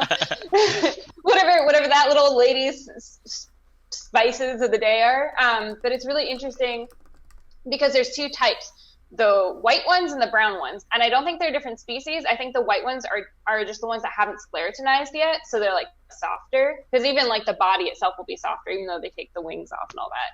Yeah. But it's a big cultural thing because they are only from about October to maybe around January, and November and December is their big season. They come out in the rainy season. I think they're a type of rain beetle, but they're definitely a type of generic boring brown scarab that comes out of the ground. So they only come out in the really early morning. So it's one of the things the families do is they get up really early in the morning and they'll go to the mountains and they'll collect the scarabs and come back and grandma will cook them on the side of the street. Wow. So it's really interesting. It's really, really cool. And if you go to any of the national parks, even the park next to my apartment, they pop out of the ground easy. Everyone asks me when they come visit me, they're like, what are these holes in the ground? I'm like, oh, these are from these rain beetles, and they're typically eaten in these areas. And yeah. How so that's big one are example these that's really beetles? cool. They're regular 1-incher scarab brown beetles. Okay. That makes me think I'm going of back to Quito today. Hmm? So I can take some pictures of. I'm going back to Quito later today or tomorrow morning, so I will take a picture if there happens to be any by my apartment. Nice. That makes me think of a hard versus soft shell crab. That there's the non-stick. Yeah, no, exactly. Yeah. Mm-hmm. And then Well, there's the chantacuros, which are the palm weevils. which are really common. You can buy them 5 on a stick in any of the Amazon regions. But in Cuyo Beno, which is all the way to the north, there's this one little community that we visited, and they rear a different kind of palm weevil that lives inside coconuts. And you have to eat them raw. Like, you have to eat them alive. And so when I was there with a bunch of entomologists, like the village leader, with her 80-year-old woman with a machete, is just hacking open coconuts and handing us beetle larvae. And she was so happy because the group of entomologists were all like, yeah, oh, hell yeah, we're going to eat that. And we all ate them. And she had the biggest smile on her face, because I imagine she gets a lot of gringos who don't want to eat them. But it tastes like a coconut gusher. It's still alive, right? So it still has the alive texture. And you chop down it, it literally just tastes like coconut gusher. I mean, it was really good. I think it's actually one of the insects that I've enjoyed eating. Now, Nancy, are these the invasive, the ones that are causing all the problems in California, the same species? No, I saw a whole talk on those. Those ones are from the Philippines. Yeah, and I know that they were... Sorry. It's the same kind of group, I believe. I mean, they look very similar. The adults look very, very similar. So I'm guessing it's the same genus or something like that. But they're called chantacuros. Yeah, and and chanta is the type of palm that they eat. Yeah, my understanding is that the Philippine ones were brought over to the U.S. Specifically for food. Then they just escaped. Yeah. So I have to ask, why do they have to be eaten raw/alive? Yeah, apparently if you cook them, they lose the flavor and they taste bad. I asked that question. And so the guy who I've been with, he's like, I tried cooking them and they tasted like shit. He's like, you just don't, for whatever reason, you just don't cook them. I don't know. They just taste bad. They lose whatever flavor. Yeah. Anyway, the flavoring, and it's really interesting as well. It's really interesting as well because the coconut that they eat isn't like the coconut that's eaten by humans. Everyone's like, I was like, do we eat the coconuts? And everyone's like, you don't cook the weevil larvae because they taste better to cook them. But somehow, this not human eaten coconut, once it passes the system of weevil as you eat it, is good. But in other forms, it is not. Weird. Now, does the coconut taste bad? Huh? I didn't try and eat it. I was told not to, we don't eat that one. So I was like, all right. Okay. Well, I was just wondering because it could be a case of an insect detoxifying a plant and making it edible, usable as a food stock, which is hypothetically possible. I mean, that certainly might be. Yeah. That would be fascinating. And it's really interesting because a lot of people on the coast don't have the culture of eating insects. And it's because a lot to do with the history of the coast, where that's where a lot of the African slave ships crashed. And so there's a big, heavy African influence on that side. And for whatever reason, throughout that history, the insect eating has been lost on the coast, if it ever existed. I'm assuming it did exist because there's the coast, at least in the jungly parts of the coast, have giant insects. So it's kind of interesting, but no one eats insects on the coast anymore. Anyway, that's actually cultural entomophagy. Well, that's kind of where I wanted to circle back around to this, and I like that Ryan brought it up in the beginning that entomophagy was a part of the history of our species for a long time, and then it has sort of fallen out of favor in certain cultures. And I wanted to this is a culture that, for a variety of reasons, the Murium do eat insects, and I thought it would be nice to sort of wrap this up by talking about first why entomophagy may have been lost from some human cultures, but then also how all of you are reacting in character to this. So I actually wrote a post about this. I interviewed Julie Lesnick, who is she's an anthropologist, but studied ancient humans. I forget the word for that now. But she was specifically looking at the history of entomophagy among early humans. And I did an interview podcast episode with her when I was still in grad school. And basically her take on it was that when, it just made sense to eat insects in Africa, right? Because, that's where we all originated. Big bugs, easy protein, termites, easy protein. And then as we diversified and moved out, it was still mainly kept in the warmer climates of Asia, and then through Europe, there weren't any bugs to eat in the middle of winter, and the bugs that were there in summer were relatively small, so it was lost. And then as it came through North America, it was just lost. And then through South America, because we think that's how the pattern of human migration went, it was readopted in South America. But that was anyway. We can link that somewhere, I'm sure. It's a really cool episode with her. Yeah. Nice. Yeah, that was kind of my impression too. So yeah, to bring this back to the characters right before we stop and take a bio break, what do you all do when you see a plate of spiced grasshoppers in front of you? Can I jump in with one last thing? Oh yes, please do. No, I just wanted to comment on the palm weevils. Since I care for a giant room collection of palms from around the world,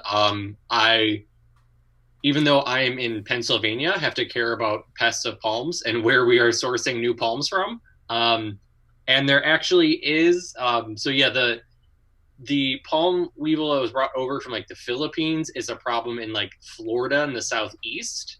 And there is the South American palm weevil is a problem in California, so we have to worry about that from palms coming from California. And then we have we have native things like the palmetto weevil that is normally in the south and only really attacks our native palm trees down there, like the saw palmetto, when they're already like stressed and dying. So there's in different places there's like complexes of native and non-native species and all these kinds of things that I somehow have to worry about in a place where it becomes -10 in the middle of the winter, and I have to worry about palm trees. So just put them all outside, right? Yeah, okay, so I guess Fletcher does not see the plates of grasshoppers unless you've wandered over here to the tavern. But Cedric, Kay, Lucanus, Nautia, I guess maybe I'd like to hear from you first, actually. Have you been eating bugs in the Nub Poop Zoov? Is this odd for you? I feel like I probably have been. Okay, yeah. So this doesn't feel strange to you. to you. Probably no big deal. Okay. It's like, oh, this is an interesting new flavor with the spicing on these. But yeah, how about the three of you Outlanders? I think we've established... looking at Cedric, because like if Cedric eats rats, he must be eating these as well. I feel like we've established that Cedric is an adventurous eater, although maybe with limited experience. So he is going to tear into these. Okay, yeah. Lucanus has eaten insects for just sheer survival before, because the whole war-torn homeland and everything like that, and he would probably associate these more with that. But also, he's just not really feeling good at the moment. So, yeah, he's just sort of viewing them as like hangover food, and hoping that makes him feel better. Okay, and Kay. Kay, like, is it like the whole grasshopper, like head, legs, wings? Mm-hmm. With the tiny little apple in its mandibles. No. Around. You're also seeing Cedric and Nautia just dive in, no pause. Yeah. No problem. Ripping legs off. And I mean, so she like delicately. So she's like delicately like kind of pulling off the legs and is like looking around, and like when no one's looking, tries to like break the head off and like throw it on the ground. and it's like opening up the wings is kind of like when and then it's kind of like when Kay breaks the head off, she's like, "Oh, thanks, that's my favorite part." And Tulip will grab it. Kind of like, hi. Like a very tiny corn on the cob. Is that what's happening? Yeah. Amazing. Like she's like that kind of awkward trying to like lick some of the spicing off without actually doing it. Yeah. So after realizing that she couldn't just like throw it on the ground and no one would notice, she just like everyone's kind of distracted, she just like puts the whole thing in her mouth and just swallows it whole. Amazing. Chase it with a drink. Well, since we've been discussing snacks and drinks and such, now seems like a good time for a halfway bio break. So take about 10 minutes, go refill your drinks and snacks, and we will do the same. And we'll see you back here soon. Thanks, everyone. Well, hi, we're back. Wow, that was quite the face, Peter. It's my only one, all right? Yep. And Yep. what a face it is. Just We are back. The other cat is on screen now. Everybody got some non-insect snacks. I'm assuming they're all non-insect. The ones I can see are not insects. So we got some non-insect snacks. But yeah, so I hope you enjoyed our quick talk about entomophagy. But to get back into the action, you all are hanging out in the Murium village of Flos Agri, enjoying some aura liquor. Fletcher is off by himself, slowly drinking and taking notes and having a beautiful mind moment. The rest of you are at Marcia's inn/tavern, having snacks and drinks. And you're still hanging out with Tulip. And scene. This is my favorite dish ever. What do you guys think? You like it? yeah, Is it good? What does it taste is like? good. Yeah, I mean, they're like kind of like lightly spicy, not super spicy, but lightly spicy and like fire roasted. And yeah, they're kind of meaty and kind of fatty. And yeah, they're different, but good. This is great. Right? Yeah, I'm super into this. Yeah, what did you say these are called? Do they have a name? I didn't make up a name. You can make something up if you feel like it. Insert name here. Insert them here? Yes. It's a very long name. Well, if the other ones were pop bugs, these are jump bugs, right? Because We call them jump bugs. I feel, you know what? I just want that guy from Community to jump up and be like, "Pop, pop." No, okay. Yeah, no, yeah. Have we seen this species of grasshopper in the grasslands since we've been traveling? they're rather large, so yeah, they're remarkable enough that you probably noticed them jumping through the grass as you walked. You know how you sort of like, as you walk through tall grass, you create that like wave of bugs fleeing before you. Like, yeah, you've definitely seen them. I am so gonna catch these. Oh wait, how do you guys catch these? It's like a spear thing or like a arrow thing. I think they catch them with a net. I don't know though. I've never caught them. I think the traditional Native American way to catch these is like drive them into a giant net. Oof. Like a kick They net do for the catching flanking, like driving things. I thought it was don't know like how the they do land it. version of shrimp fishing, essentially. Well, I know now, and now I'm trying to remember because there are several like traditional ways to catch like large amounts of grasshoppers, and I know one of them is like burning. Like you get like a huge net, and then you like set the grasslands on fire, and you like catch everything that flies into the net. That sounds like a real bad idea. We all need to hit up C.V. Riley and ask his advice. I don't know. Native Americans know how to do a control burn. They Yeah. they know how to handle things a lot better than we do. Yeah. That's basically how a lot of most of the grasslands in North America and even some of the forests are the way they are, is because of fire. Yeah. I totally didn't do my master's on that or anything. Well, you know, It's like hopefully they know what they're doing. Hopefully at some point we can talk about the Rocky Mountain locust. What about now? Oh.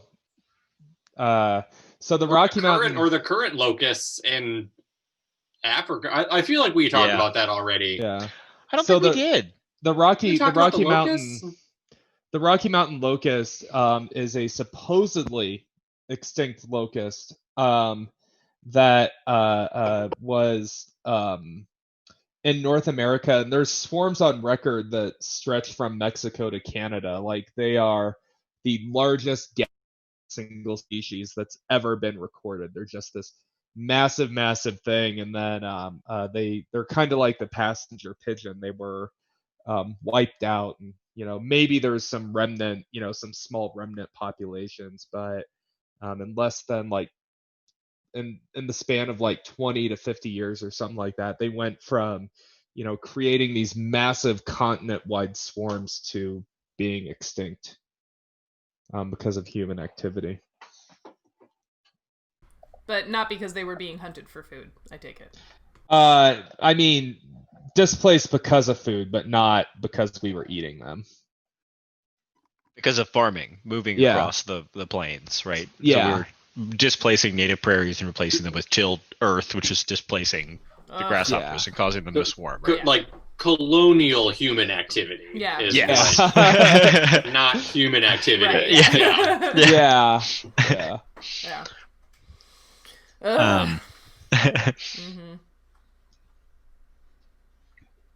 So apparently there are different practices in different Native American tribes. Some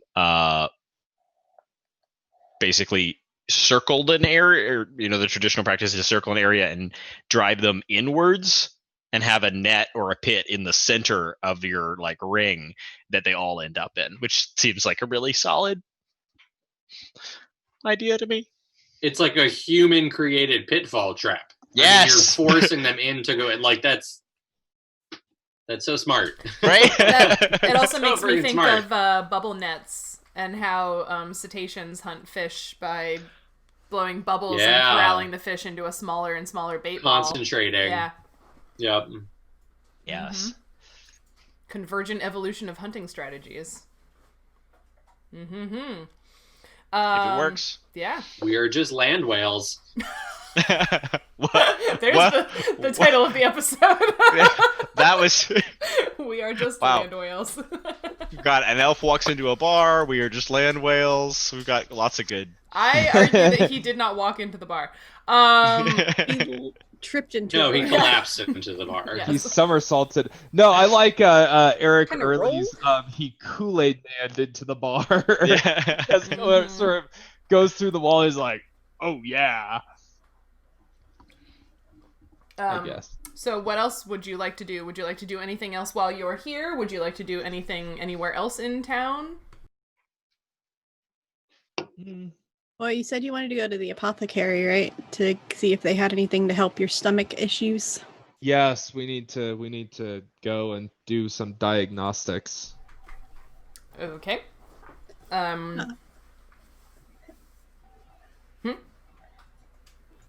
Okay. So you're finishing up here, and then you want to go to the apothecary? Yep. Okay. So Tulip leads you to a smaller building, but it's on this sort of like there's a loose organization to how these buildings are set up, and this looks like it's on sort of like the thoroughfare, like where the Inn Tavern is. It's sort of, another business building. Are you, how are you? I feel like every door I'm like, so you're at the door, now what? I am not going to try to go in. I'm just like, hey, could you go in for me? Because the last time I tried to go into a building didn't go too well. I assume the apothecary is more like a store, so I'm just going to open the door and be like, Batusia, I have a customer for you, potentially. Oh, hi, Tulip. How are you today? You have customers for me? Why can't they just come in themselves? Who is it? They're very big, so they don't fit They're very big? Who are they? Where did you find big people? in the Where did you find big people? in the Sorry. flowers. Love that. They were just out in Out the in the fields? flower patch. Like Cabbage Patch dolls. There's the title of the episode, Cabbage Patch PCs. They just appeared out of the plane, so I brought them here. And long story short, I'll tell you later. I've told this story like 3 times today, but 4 times actually. The one of them is his stomach hurts, and I was hoping you had something that might be able to help him. Oh, sure, maybe. I mean, let's go see. So she ducks, sort of, she's how she is. So she ducks out the door. and into the sunlight where you all are. So you see another mouse folk. This one is a little older than the innkeeper. She's wearing a faded pink dress that those of you who are more keen-eyed and paying attention, you might think, is it inside out maybe? It might be inside out. She might have her dress on inside out. And she sort of scoots up in front of all of you and stops rather abruptly and says, well, hi, you are rather big. I'm glad she didn't try to bring you inside. Hi, I'm Batusia. Which one of you is sick? How can I help? I'll point to Lucy. To Lucanus? The tall sorry. one. Oh, Lucanus. oh my goodness, you're very tall. Oh my goodness. Well, what's wrong with you? Is it that you're very tall? Do you need to be smaller? I feel like you're all very large, rather freakishly so. You also don't have very much fur. I feel like that could be a problem. Do you need more fur? Are you cold? I love her so much. Let's put a pin in that making things smaller thing. I want to talk about that later. No, I don't have a lot of energy. What? Nothing. Keep going. I don't have a lot of energy. I'm clumsy, and honestly, I feel like my stomach is trying to rip itself out of me. Sounds like you just turned 35. I have not had that privilege yet. Hey. Oh, goodness. Well, that doesn't sound good at all. It's going to be a little difficult for me to diagnose you all the way up there. Is there a chance you could, maybe, come down here so that I can, look at you a little better? You can make people smaller? Can you make people bigger? I mean, it depends. It takes a little bit of work, but yes. Well, while they're saying this, Lucanus Maybe. Lucanus just sort of fetal positions onto a side. Oh, well, that's rather pathetic, but okay, I can deal with this. And she sort of rolls up the sleeves or pushes up the sleeves on her dress and comes over to you and starts looking you over. She's definitely manhandling you. She's just pulling your eyes open and looking up your nose, and she opens your mouth and she gets to your ears and is like, "Oh, you've got pointy ears. Are you a fae?" For now, no. What do you mean for now? No. You either are a fae or you're not a fae. I am not. I am not. But you've also, and she's pointing at Nautia, but you've also got this person with you. Where did you all come from? What is going on here? We're from down the river a little bit. I just want to say I'm still eating grasshoppers and drinking small amounts of nectar wine. Oh, you didn't come to the apothecary. Okay. Yeah. Okay. Fletcher's missing out on all the fun values he's writing in his book. He probably liked Batusia. How do you end up being the one feeling like the responsible adult chaperone? I like it. The person who described herself as a tiny agent of chaos is in charge, and it's just making me very happy. Okay, well, you're not a fae, huh? Well... He called himself an elf. An elf. Interesting. Okay. Well, so your eyes and your ears and your nose and your mouth seem okay. You do seem a little under the weather, but I can't, put my finger on exactly why. Did anything, weird happen to you recently? Or, have you licked anything you shouldn't have? Not recently on that second one. I just woke up feeling like this. Well... I mean, if you're not from here, maybe you, I don't know, maybe you got sick from being someplace you're not supposed to be. No, that doesn't happen. I've already been a lot of places I'm not supposed to be. Oh, Yeah. I don't know. Nothing weird has happened to you. You haven't licked anything you shouldn't. You don't get sick from being places you shouldn't be. I don't know. Maybe he should lick something that he shouldn't, and then that'll counteract the sickness. Oh, that's a unique perspective. Maybe you should train to become an apothecary, Tulia. That's... Sure. Maybe one day. I like that experimental spirit. I don't know. What sort of thing would you suggest he lick to try to counteract this? You don't feel well, huh? Random flowers. I don't. Maybe we should try shrinking him and see if that makes it better. I don't know if that would make make him feel less good. It would make him be able to come inside, maybe. I don't know. We'd have to work on it to make him small enough to fit inside the building. But I don't know that, like, making him smaller would actually make him feel less sick. I mean, I certainly like being this size. I don't know what it's like to be that big. But, it could be a lot of fun. I don't have any of that prepared right now. So, what I do have is, I have some potions that would cure wounds, but you don't appear to be wounded, per se. No, not physically. Emotionally, though. Whew. That is not my area of expertise, but,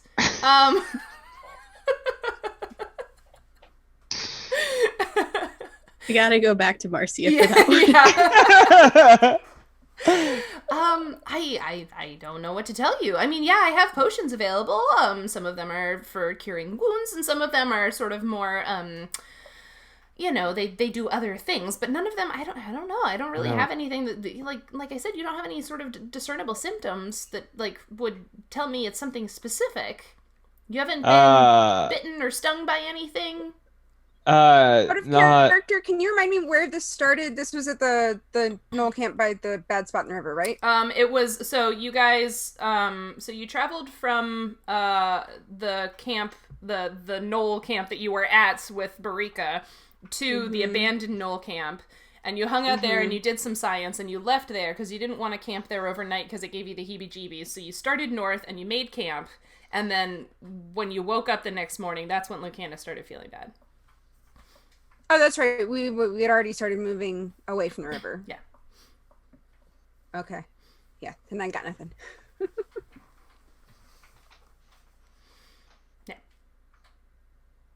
Yeah, I don't know. I'm sorry. I'm sorry you don't feel well. I could give you something that would just, like, make you feel less pain for a little while, or, but I don't think it's going to fix it.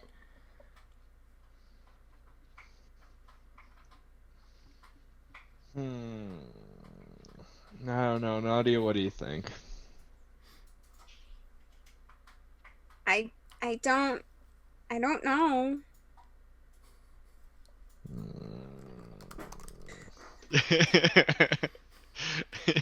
I'm just a level 1 druid. There's nothing I can do. I got int 6. I know nothing. Did I see... You just woke up feeling bad, right? Yeah, should we, like, call Cedric over here or something? Did you see what to You might know more. Did I see Cedric touch him and feel better? Yeah. Cedric did something earlier that made you feel better. Yeah. I don't know what it was. I don't understand magic. I'm upset at you guys right now. You guys are literally the worst. Yeah, let's go get Cedric and talk to him. Boys. This is my party too, don't worry about it. Hey, last week it was Jupiter's moons that got us silly. This week it's healing, apparently. You do that Master Miyagi magic touch. I mean, good touch. I mean, as long as you don't, Peter, as long as you don't ask me to roleplay a prostate exam. That's literally what was happening in the chat. Yep, I saw that. I was gonna be really surprised if you just came up with that on your own. Well, he's just sitting there, like, rubbing his hands, like, yeah, I'm gonna go see what's wrong with him, and it's like, hey, warm hands are an important part of it. I agree. Just how much at this point, how much of the flower liqueur whose name I can't ever seem to remember? Aura. Yeah. How much of the aura have I drunk? Enough that you probably need a constitution save. Or a fortitude save, I'm sorry. Yeah. Oh no. Our doctor's drunk. Hey, I'm not on call right now. I burned all of my spell slots. Oh yeah, that's good. Fixing the hole in the roof. Mm-hmm. It's a good use for it. That's an 11. 11. You're in that kind of, like, good spot where you can't, like, hold on to a thought for too long. You're just feeling good. Just hanging out, watching butterflies. Right in that making really good decisions, and, like, things seem like really good ideas all the time. Yep, yeah, you feel, like, super in the zone right now. Yeah, I've really got several really good business ideas, you guys. Yeah. A whole new marketing strategy for your evangelism. So yeah, are you folks going to get Cedric? Is that what's happening here? Or are you just waiting for him to find you? I think at this point I would go looking for Cedric. Yeah, we need Cedric. Okay. So you go and get Cedric and leave. Are you bringing Batusia with you, or are you just sort of like leaving her by her apothecary? I want to bring her with me because she amuses me so much. Okay. So she toddles along with all of you. There's another one I want you to meet. He's really cool. Actually, there are more? There's 2 more. Oh my goodness. You had quite an adventure this morning, didn't you? Did Kay come with us? If not, there's 3 more. No, I think I'm following you guys. I have nowhere else to go. I feel like I'm pop committed at this point. I really like the shinies on your cheeks, by the way. I don't think I told you that before, but they're very nice. Oh, thank you. That's what I said. I would love to give you some, but it's my skin, so I can't. It just grows like that? How exciting. It just grows like that. All of the boys must really like you. I feel like they haven't commented on it. You feel like what, Joe? Oh, I said I feel like we could get into morbid territory here really quick, if they're into preserving leather. That's not really a thing they do as much, but No. There was a conversation last time about how she couldn't take it off and how Cedric thought it was makeup. Yeah. And now she feels like more and more self-conscious about it. She's like, I feel like I need to have a follow-up to that statement, like, grows in my skin. You could just say thanks. Just like cut it at that. It's feeling awkward. There's been a lot going on today. A lot of Completely awkward. fair. Yep. Yep. All right. So you make it back to the inn tavern thing with Batusia in tow, and you see Cedric still sitting on the ground at your little alfresco table. Alfresco. I mean, the whole tavern was almost alfresco, but Cedric fixed that. Hey guys, you're back. And Fletcher slammed his book shut and actually walked over to where all of that was going on. So he's walking up. They're all kind of, I guess, sitting like cross-legged or on their knees or laying down at a little table. Table adjacent. Yeah, I'm all done with my notes for now. Okay. Nice. Yeah, so... Goodness. So the band is all back together, and Batusia is just looking up at all of you, or like over at Cedric, and like, oh my goodness, Tulip, you are going to have to tell me more about this adventure you went on this morning. These people are really interesting. Right? Okay. We try. So, is only this one sick? All the rest of you are not sick? Or do you need anything else? Are any of you hurt? What's going on? I feel great. That's good. I don't think anybody's hurt, but unless they need... I'm actually a little hurt, but I just need to know where your river is. You said there was a river nearby. We don't have a river that nearby. You had a stream or something. There's a little stream. You had a body of water nearby. Where do you get water? There's also a rain barrel. If you need water, there's a rain barrel. I need more than that now. I mean, you could actually just like submerge yourself in the rain barrel. Man, Nadia's dignity is above that. This is one of those moments of like, would she know any better? How big is the rain barrel? I mean, they're rather large because like this is how they get most of their water. So like it's probably big enough for you to take a bath in. Would you be okay if I sat in it for a little while? You want to what now? I need to sit in the water. I need to be in the water. Oh, you want to take a bath? Yeah. They just bring out like a giant bird bath. Yeah, if you ask Marcia, I'm sure she could draw up a bath for you. That's a thing that the inn does. Okay. I just need to sit in water for a little while. And you could fit in the door, so it's perfectly fine. Here, I'll take you. Okay, so now I'm curious about this. Like, obviously, Nautia is like a person who has spent a lot of time in water, but like, have you actually had a bath before? Like, you are a creature of the water. This is gonna look real weird. This is gonna be very strange. You're just gonna be like standing in the Out of bathtub. character. Like, what do This I is do? gonna be weird. Huh? You just hold the water in this thing? Yeah, it just like there's a tub right there with some water in it. And there's a washcloth and some soap. You do a little scrubby dub. I don't need all that. I just need the water. And I just go sit in the water for a Okay. little bit and heal up. That's 7 points. Marcio leans over to Tulip and is like, I know they're your friends, but like, what is going on here? I don't know. Water makes me feel better. Okay. Meanwhile, on the outside. Okay, so she went to take a bath. He feels sick. Everybody else is okay? You said you feel great. Oh yeah, I do. I feel good. And he's fine. I healed him earlier. Oh, you did? Oh, you can also heal? Oh, that's interesting. Yep. I like. Lucanus just cast some side eye at Cedric. Like, Hey, you said you felt better. We had. I felt a little better, but I feel like shit now. So, I mean, what you did helped. I think I'm going to need more, or a potion, or he just sort of like dry heaves a little bit. Ugh. Well, I'm tapped for the day, man.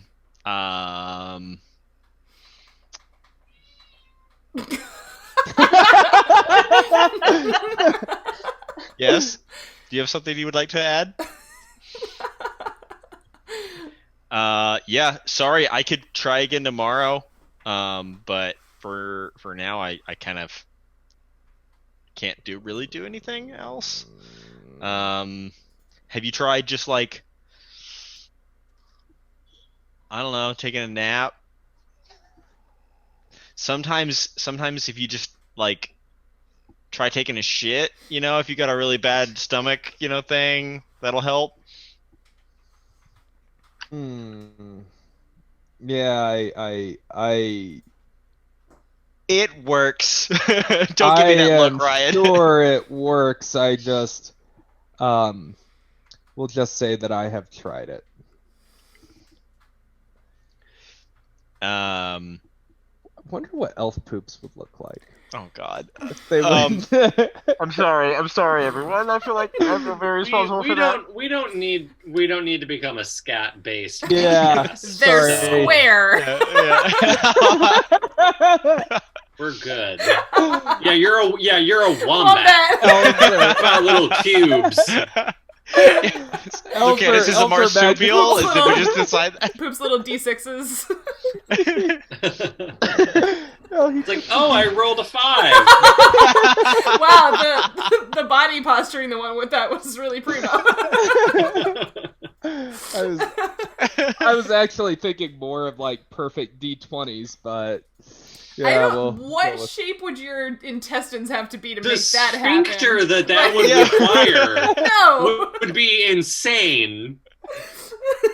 You'd have like a Play-Doh extruder of a butthole.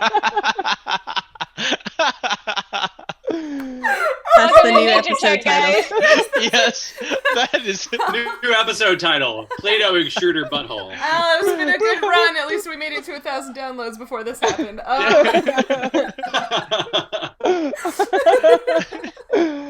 Oh boy. Yeah, I don't even know how to save this. Yep. I think that's the end of the episode. Good night, everyone. Really fascinated by the soap? Yeah, I'm sure you are. Oh, it makes bubbles! Yeah. How long does it take before Nautia tries to put the soap in her mouth? Oh, yeah. Mm-hmm. So actually, here's a question: would soap hurt a water method? Well, soap doesn't hurt water. It doesn't hurt water, but it does hurt a lot of water-based critters like amphibians and all of that because of the way that their skin is. It would depend a lot on her physiology. Yeah. Yeah. I mean, I And guess It's got like fish scale. well, you're skin. kind of fish scaly, fish skinny, but also kind of amphibious because like the elemental plane of water is all water, so you are either breathing through gills or through your skin, and they don't really specify. So I guess now is the time to decide. I had sort of assumed gills. Okay. Cool. Just because everything else is so like fishy. So then maybe it doesn't hurt her skin, but yeah. Yeah. But it certainly would not be great if she ate it. You would she's be like, able to blow bubbles out of your gotta face. That's true. That's just soap in general. Nautia has not Great survived minds. on her own in a jungle for this long by just eating things. High Do wisdom not score. poison herself. She is True. not Cedric and Lucanus. Not that Yeah. high, but still. Yeah. Nautia knows a lot more than Cedric. Yeah. Not a high bar, but she's there. Yeah, I saw that face when I asked if he had licked anything he shouldn't have. Oh yeah, that's why I said not today. Not recently. Okay, so Wisdom is the one high stat I do have. And I, since Lucanus is back over here and he claims that he wasn't healed by my lesser restoration spell, which is like a second, third level spell, it's way high for me. Can I give him like a look over and see if like I have any idea of why he's still feeling bad? sure. See have any obvious like marks or anything like that? Give me okay, so are you trying to like do like a heal check and like understand his symptoms, or are you trying to do like a search check to like look at his body for marks like you just said? Like which like how are you approaching this? Yeah, I think I want to like look at his body for like I'm just gonna say like symptom like I'm less concerned with like how he's feeling and more concerned about why he's feeling it. Okay. So like it's more like does he have marks or a rash or discoloration? Okay. First you probably need to ask for consent, and then after that you can give me a search check if he consents. Lucanus signs the HIPAA form. But very, very, very modern Western medicine, though. Like, what are your symptoms? I don't give a shit about what you have to say about how you feel. Yeah. I know you already Googled all your symptoms. I don't care what you have to say about that. I suppose you can I care what the patient has to say. I am a medical professional. It wasn't medical consent. I meant like you have to have him consent to you like investigating his body, including like places that might be hidden by his like because most of him is clothed. So I suppose you could either ask for consent or give me a grapple check. I'm just gonna like be like okay Lucanus robe off Yep. and I'm gonna go with a non-verbal consent. Like if he takes the robe off, then Lucanus In the middle of town. Yep. Right after Lucanus you're complies with outside all of this. front the tavern. Okay, Lucanus complies. Okay, so he's down to you've got like armor on underneath, right? Lucia came for a show. She's just sort of, Lucanus is a briefs elf. well, I imagine there's something in between the briefs and the cloak, right? Like there were more layers of clothing. I mean, probably, yeah, right? but yeah. Batusia is watching all of this with her head cocked to the side. I don't know either. Ryan, you look like you were gonna say something. I just wanted to know, when Fletcher came up, how drunk was everyone already? And like, what point did I walk into this? honestly, right now, Because they're Lucanus like is everyone had probably- different amounts of drinks. They're like, Lucanus is on the ground with Lucanus like is people probably the looking most at sober. him.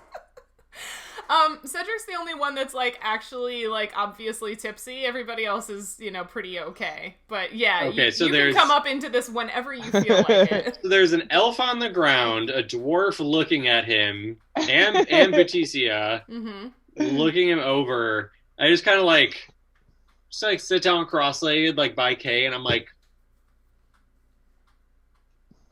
what is happening? You are as confused as I am, and I've been Lucanus here has this a whole stomach time. ache.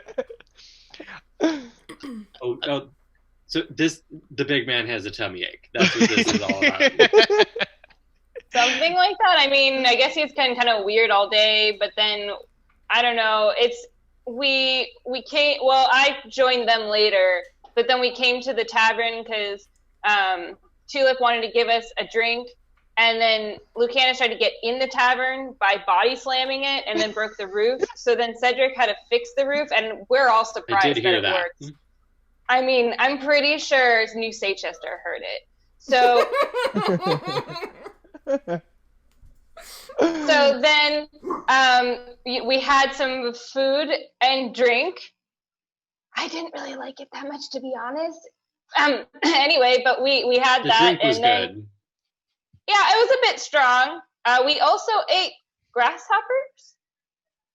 It looked at me. It was weird. Anyway, and well, then Lucanus was like, my tummy hurts, so we went and saw this very lovely lady who I've already forgot her name, and I'm so sorry, but we went to, there's been a lot today, and so anyway, we did that, and then nothing seems wrong with him, so then Nautia was like, oh, but Cedric touched him that one time, and then he felt better, so now we're back at Cedric, kind of like full circle, but Cedric doesn't seem on his A game right now, and now Lucanus is rolling around on the floor half naked. And that's about where you walked in. Hi, I'm Petrucia.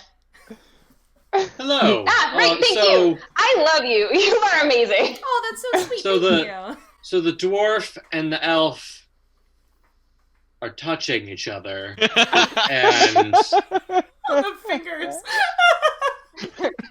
They can't figure out. More handsy, but yes. You think they would get a room, but as we can't really fit in any of the rooms here, it kind of makes sense that they're outside.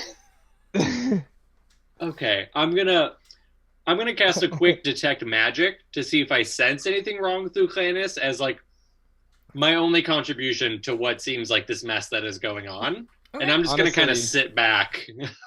Honestly, Fletcher, this is all clinical. There are no sparks flying here. Just like a detect magic, just like across, like looking, like, you know, like focusing in on like, are there traces of magic like actually on or in Lucanus? Okay, do that. Yeah. Are you okay? Yep, I'm sorry. Sorry, I'm fine. Okay, yeah, so the first step of detect magic is just whether or not you sense any auras and where they are. Yeah. Your 60-foot cone or whatever it is manages to sweep both like Lucanus and Cedric, who's, you know, diddling around there at the same time, and you see all of their magic. Just diddling Lucanus. That was maybe the wrong word. It was definitely the wrong word. But like, so you see all of their magic items light up, but like you already knew that those were there. But you don't see anything that you weren't expecting. Okay. Well, you know, it doesn't seem like anything super magical. It doesn't like a curse or anything. Can I do a quick Arcana check to see if it's like a symptom I might recognize from some kind of spell? Yeah, do that. Now I have "Do you believe in magic" stuck in my head. There it is. It's a 22. Oh. Wow. Yeah, I wasn't expecting anybody to get this. Yeah, so you are thinking about all of the things that have happened to you recently and when the symptoms presented themselves, and you're like, huh, Lucanus and I both got bitten by those ghouls. And you're thinking that maybe, like, you feel like you remember something from study that, like, sometimes, you know, certain creatures, whether undead or not, can transmit diseases of one kind or another. Think like how Komodo dragons poison you when they bite you because of like all the gunk in their teeth. This is kind of like, you're getting kind of the same idea that like, oh, there might be some sort of disease happening because of that bite, maybe. Okay. So I'm just kind of sitting back. And I'm like, so, nothing magical going on, but I guess the rest of you may have sort of missed this, but he got bitten by one of those ghouls, and he probably got some kind of, you know, ghoul-transmitted disease, a GTD, if you will, and he's suffering from something that was present in the undead. So we should probably focus in on that. This is some like episode 10 condescending Fletcher shit right here. This is grade I A. love it so Good. much. Which, by the way, Ryan, I just noticed your shirt. I really love it. Thank you. GTDs, huh? Ghoul transmitted Ghoul disease. transmitted diseases. Yeah. So I have not gotten to do a check to see if I before I respond to Fletcher, I just want to know whether or not I've noticed anything. Okay. Uh, Oh, right. Yeah, you were doing a search check. Did you ever actually roll that? Nope. Oh, okay. Don't forget, Qui-Gon Bowers gave you advantage. Well, I guess it was given to your cat, but I'm gonna give it to you because I don't think your cat is playing. Yeah. Oh, She left, She's right? she's got a lot of advantages already. Yeah, in her life. very privileged kitty. Mhm. I just got a 13. You just got a 13. Yeah. Did you want to use the advantage or not? Oh yes, right. Yes, I do. Yeah. I'm. But, Oh. Well, the 13 was the better one, I guess. I got a 13. I mean, he's got bumps and scrapes and scars all over him because he's Lucanus. And, like, you were just in combat today, so you're not entirely sure, but, like, yeah, there are some cuts on him and stuff. All right. As soon as Fletcher says that, then I'm like standing there with my arms crossed, kind of looking at Lucanus, and then Fletcher says that, and I slowly turn around. I'm like, that makes sense, I think. Yeah, jumping Yeah. on the bandwagon. Yeah. Yeah. Sounds pretty good, huh? Yeah, I guess it makes sense. I mean, I don't know. I've never encountered those things that we fought before. Yeah, I know all about him, and it's no big thing. Cool. Is Lucanus going to be okay? Is he? Yeah, is Lucanus going to be okay? As soon as he takes, We have to figure out what the specific disease is. I'm not a medical doctor in any way. I just kind of lean back and I'm like, so I'll leave that to you. So Batusia is kind of bouncing on her toes and is like, so it is a disease, huh? I've never seen anything like this. You said you were feeling clumsy and sick. Foolish? Yeah. Yeah. Yeah. Do you have any impulse to eat flesh? And he like sticks his finger in Lucanus's face. Yum yum yum yum yum yum yum. He just sort of bats his hand away and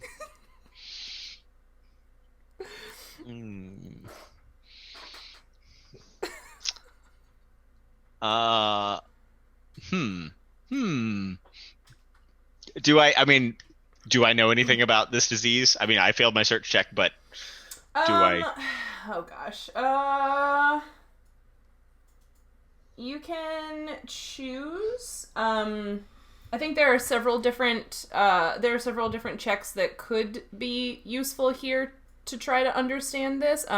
You choose a skill and explain why you think it's the right one, and I will see if I agree with you. I mean, I think a heal check, I guess. Yeah. I was gonna say, I think, can I do a heal check? Fletcher's like thinking about if he knows any more about what this might be, not having gone into like the depths of medicine. Sure.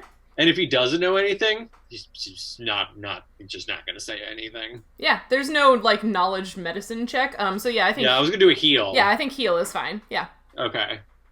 So can we both do heals? Mm-hmm. Cool. 17. Okay. 14. Like, yeah, it would make a lot of sense if it's some sort of infection caused by the ghouls, and like obviously they're not great, they're undead, so like it makes sense that he doesn't feel good, but you're not coming up with like what exactly this might be. We gotta burn it out of him. Yeah, I think Lucanus, we gotta burn the impurities out of your body. So we're gonna need to put you in a sauna. The And heat. cover him with leeches. We don't have any leeches. There's no rivers nearby. Just so unfortunate. That would really help.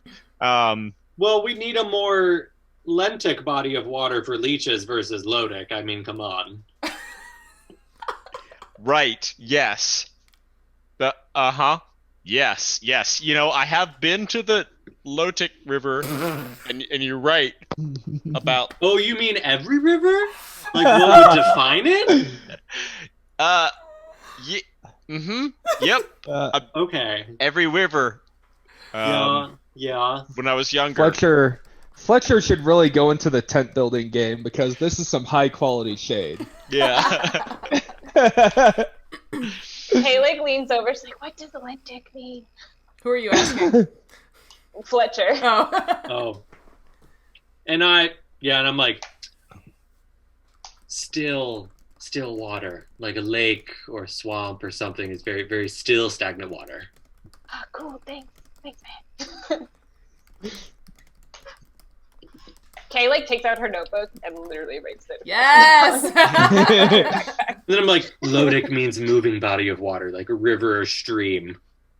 She takes it back out. She then stars it and then puts it numbers her pages while it's all going, puts an index in the back and writes definitions and puts 17. Oh, she numbered the pages and put in an index like a good lab notebook. Wow. Yes. That notebook is already better than mine. She would Lucanus probably is have just sitting there thinking, "Fuck you both." She would probably have good documentation skills because she worked in a shop where they had to keep inventory of everything. That's true. Right. Yeah. Your mom And now was probably she's a stickler for inventorying her looks. knowledge. Mm-hmm.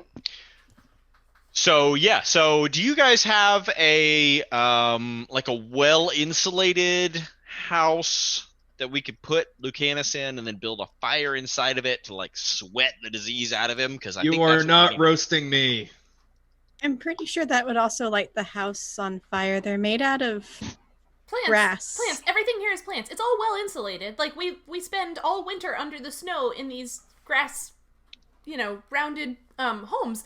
So they're very well insulated. But no, I don't think setting fire on the inside would be a good idea. Oh, okay. Fun we'll fact. just build a fire on the outside. That's how mice survive the winter for realsies. They make little rounded grass tunnels under the snow. That's how I decided on the Murium houses. Yeah. Anyway, so no fires on the inside. Oh, it's fine. We'll build a fire on the outside. We'll heat up rocks in the fire. Then we'll bring the rocks inside. We'll pour water on the rocks, make steam to sweat the disease out of it. It sounds like a lot of work. I mean, he could die. Could we just wait till tomorrow and you do the magic-y thing that you did today? Yeah. I mean, I don't know how magic works. I mean, I can do it again unless the disease progresses. That's the only concern that I have. If he gets worse, because he seems to be feeling worse now than he felt earlier today. Or Well, he's just more whiny. I was going to say, mechanically he feels the same, but yeah. Yeah. But role-playing wise, Joe is apparently a lot whinier than I feel like. I guess I felt like Lucanus would suck it up a little bit. Arguments over character interpretation. Woo! He was more moping quietly. Yeah. It is a man cold. Dark brooding man cold, yeah.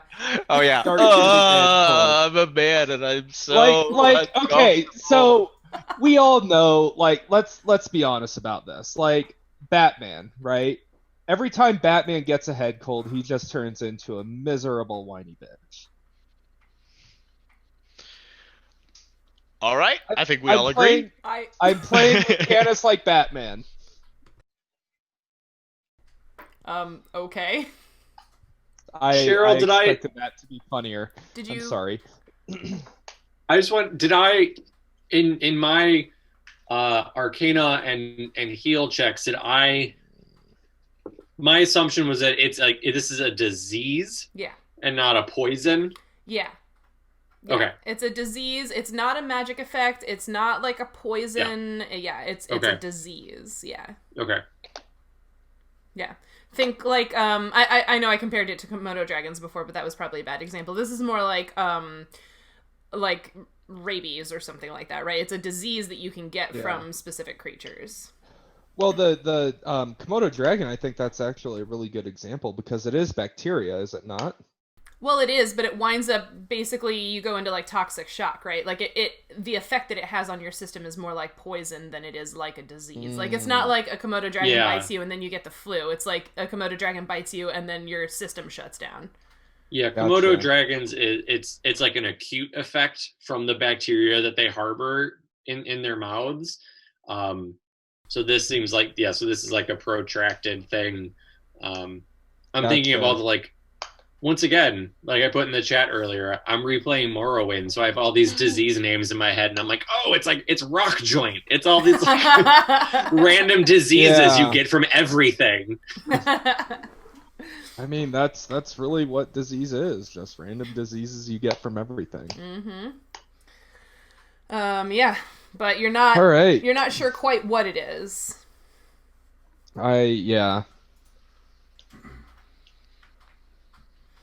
So, do you need my help? I'm not sure I've been any help. I'm sorry I haven't been any help. I really wish I could have been. This is very much out of my depth. So, I don't know if we communicated this because I wasn't really paying attention. But so we fought these like ghoul creatures earlier. They were like undead, and they bit Lucanus. Have you ever heard of anything like that? I mean, I know in theory what undead are, but we really try not to get ourselves involved in much of anything around here, especially not bad stuff like that. So yeah, no, I can't say that I've ever had to deal with anything undead related before. Sounds like you all really go on very exciting adventures. You're invited. Unfortunately. I think I'm okay. I have a shop to run. Put it in a backpack. Bring it with you. I can't really fit all of my like potion making stuff in a backpack. I'm not that strong. I'd be willing to help. Lucanus isn't that strong right now either, or also to offer his help. I mean, let's get my constitution scores and dexterity up. You don't have any like miscellaneous panaceas or anything like that, do you? I mean, like I said, I could give you, something to dull the pain or, otherwise sedate you, but I don't really have anything that's gonna, like, stop whatever this thing is, I guess. I don't know. If you have something that'll make him complain less, that'll be great, even if it's just making him think that he feels better. I mean, there's stuff that could, like, put him to sleep. Sounds perfect! I'm fine with that. But then we're gonna have to like drag him around, and we can just leave him here until he gets better. I mean, I do like that, but at the same time, probably would be bad for the two of us. Okay.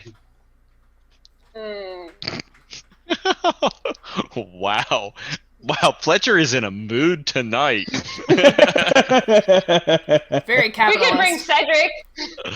We could bring Cedric. He can like hold stuff off for long enough for us to run away.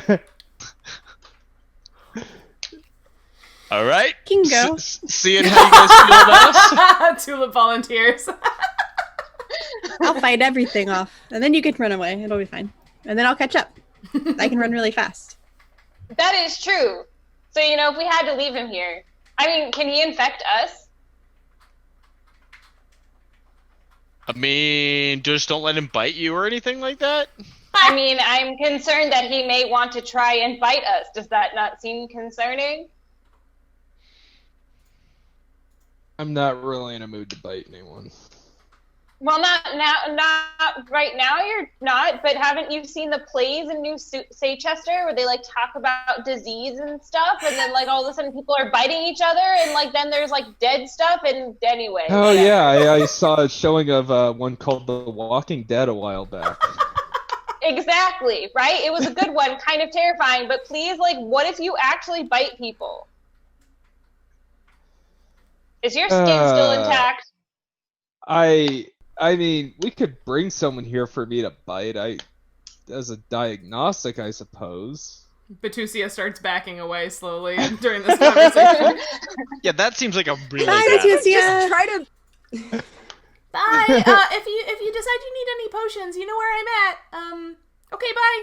All right. Thanks, friend. Bye. It was nice to meet you.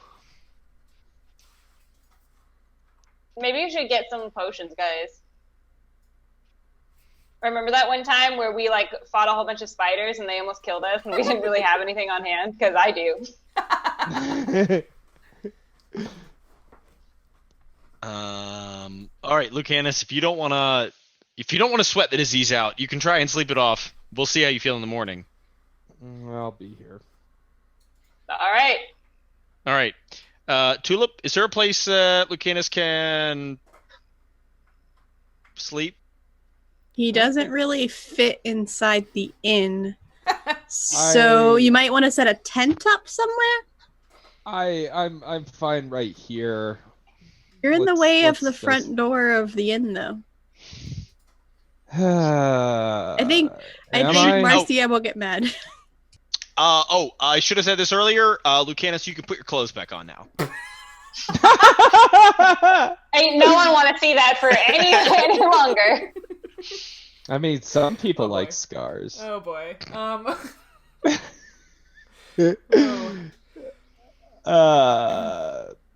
Yeah, so Lucanus kind of gets dressed and like flops over on the other side of the inn. Like around the side. On the outside. Yeah, on the outside. Okay. He's not using the inn as a pillow. Okay. So you're just like sprawled on the ground. More like fetal position on the ground, but yeah. Okay.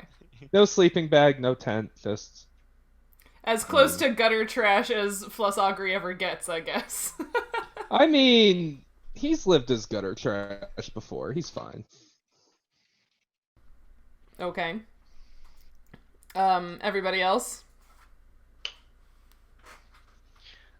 I mean, I brought them to all the people I wanted to bring them to. Okay. I'll wander back out. Okay. Nautia! We figured out what's wrong with Lucanus. He's sick. Well, What? I mean, to clarify, we did already know he was sick. Kay and I talked now you about know that why? like the other morning. It's still the But same what day, we- but yeah. I've lost all track. I of know. time. Like a lifetime. I know. I need like not only a map, but like a like timeline of like now you're here. Okay. That's why I give you the date every time in the I, intro. and it's like I try to record the date in my notes, and Yeah. sometimes No I worries. miss it and don't write it in my journal. But But just for funsies, can I, after Fletcher describes everything that just got rehashed several times already to me, can I just try either like knowledge nature or knowledge local or heal check, see if that's something I've heard of before in the area? You can. The fact that this was your first time dealing with undead means that, like, and you don't have, like, a background, like, education that would let you know about undead means that This is literally just a shot in the dark, like, have I ever encountered Yeah. anyone sick like this at all? It's gonna be a really high CR. I'm just warning you. Yeah, sure. But which one yeah, are you... just tell her about it's like like related to the undead that we Mhm. found in the camp and But which skill? Heal is probably the best, yeah. Yeah. That can mean one of two things. One. It's a 1. Okay. oh That's my amazing. God. We've Only had roll of the night!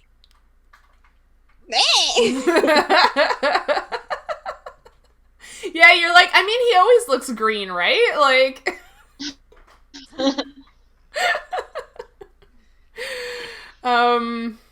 yeah. I got nothing. Cool, Are we well, just hanging out for the night? Sounds like. At this point, it Yeah, probably...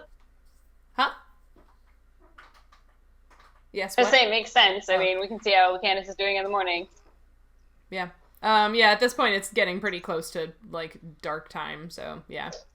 I will You can have a drink more. sleepover. What was that, Peter? I will drink more. You will drink more. You might have to pay some more at this point. I Okay. I can do that. Okay. Yeah, Marcia keeps bringing you drinks. Yeah, I think I'd probably buy a few more drinks as well as food, since I wasn't really there. I wasn't even thinking about eating during that like lunch episode people had over there, since I was busy writing. So I would have bought some food. Would you also like grasshoppers, or would you like something else? I was very intrigued by that ever since Kay mentioned to it from the like socio-anthropological aspect. So I think I probably would have ordered that. Cool. Okay. Yeah. More grasshoppers. Kaylee shows us, Tulip really likes the heads. You should try the head. I try all of it. Okay. Marcia also. The Constitution save. No. Yeah, right. Marcia also brings out some bread to help Cedric soak up whatever it is he's having. But yeah, you all get yourselves sort of comfortably tipsy if you so desire. And is there anything else you'd like to talk with Marcia or Tulip about, or are you setting camp? What's going on now? If we have a little bit of time to kill, I would like to ask Tulip about some of those cool moves she did with her quarterstaff, with her stick. Oh, like this, and then Tell she'll me how you did that. a random move. Mhm. Yeah. Yeah, I could show you. I taught myself. Yeah. And then you do if you move it like this, then this happens, and then she'll like do all the movement that I don't know the explanation out of character. But, Cool monk shit. And I would get out my own like stick that I've been carrying around and sort of learn some of the stuff. Yeah. Awesome. Training montage. This is so that Cindy feels good about Nautia learning how to use her quarterstaff for a feat. Finally picked that level 1 feat. Only took me 5 games. It's okay. We all level up in our own time. Anybody else doing anything before you do the sleep thing?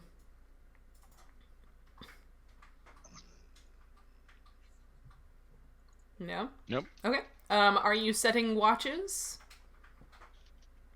And Tulip, are you sleeping, hanging out with them, or are you going back to your own place to sleep?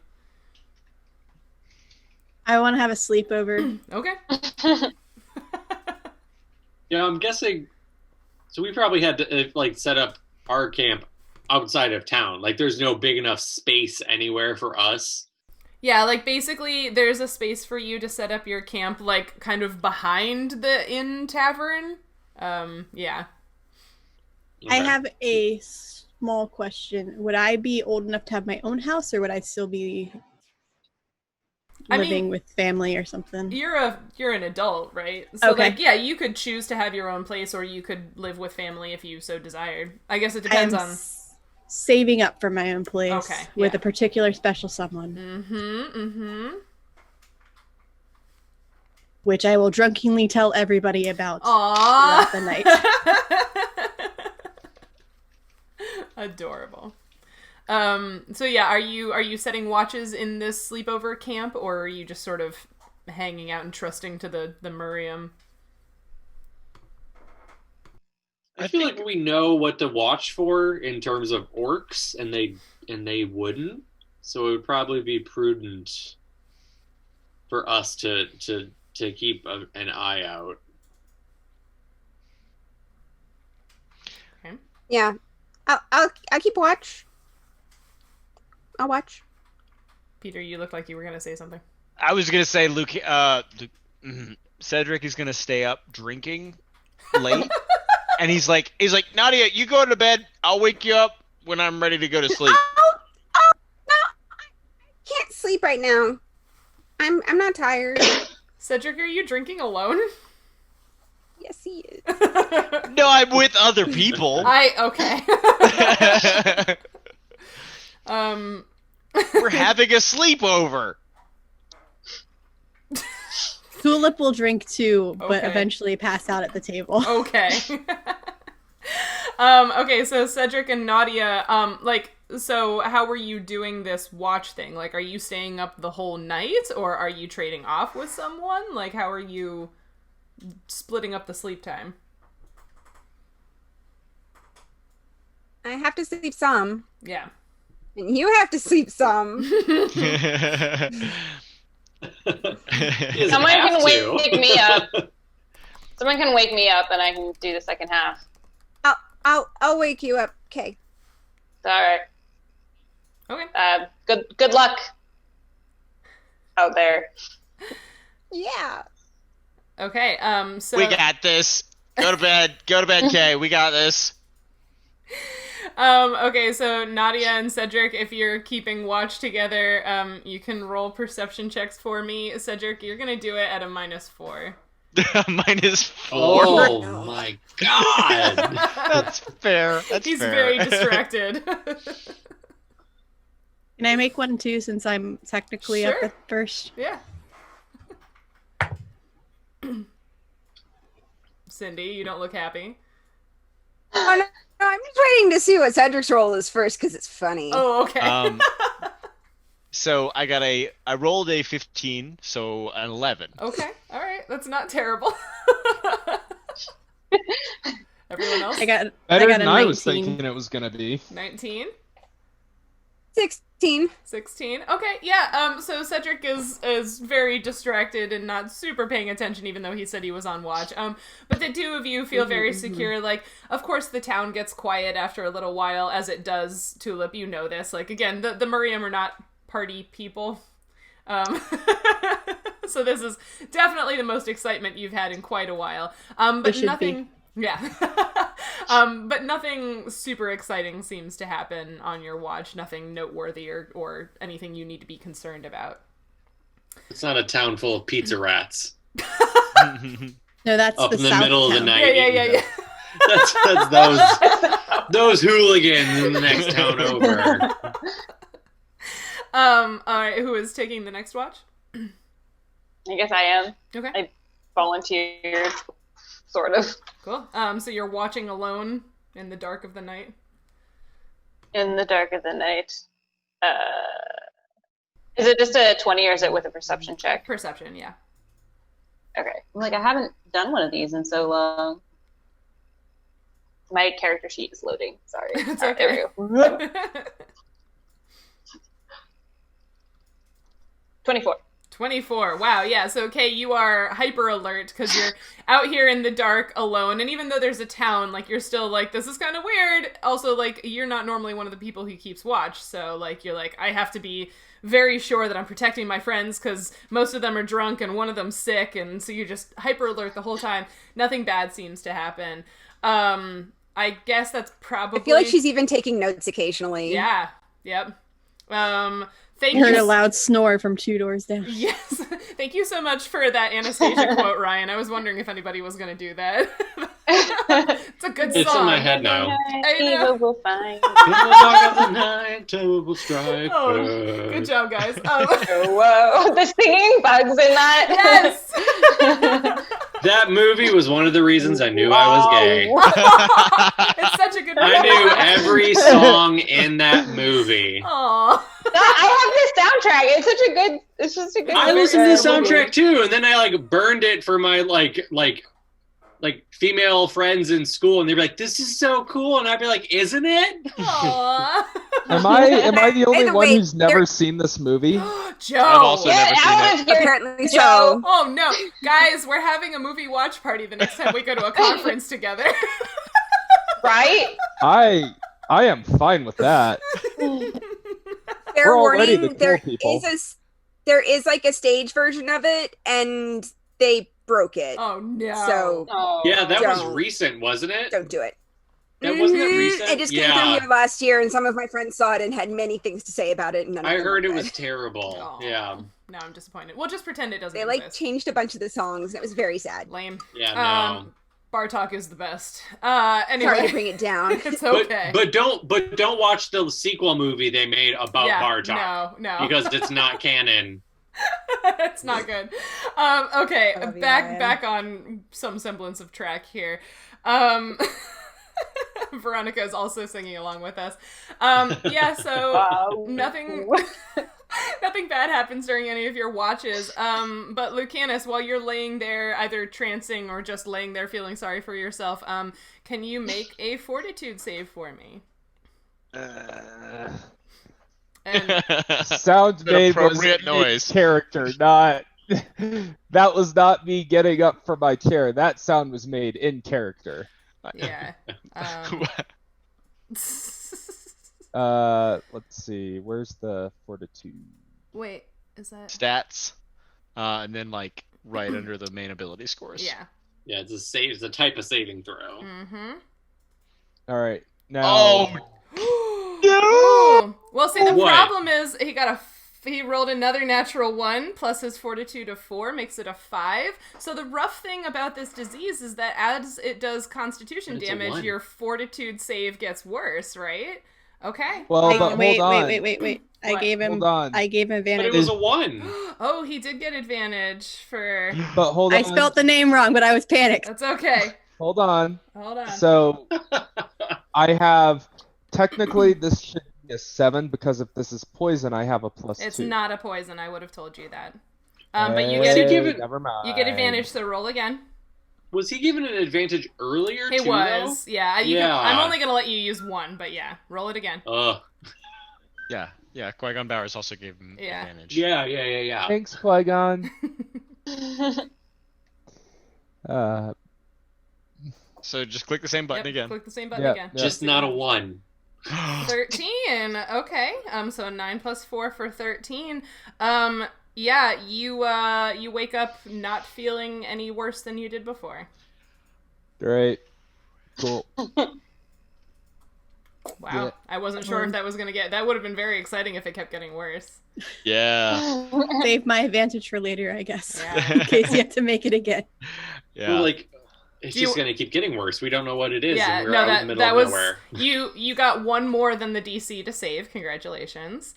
So the DC was a 12. Thank you. Uh-huh. Do you I want to owe it know all what to it was? Qui-Gon Bowers. Do you want to know what it was? Sure. Yeah.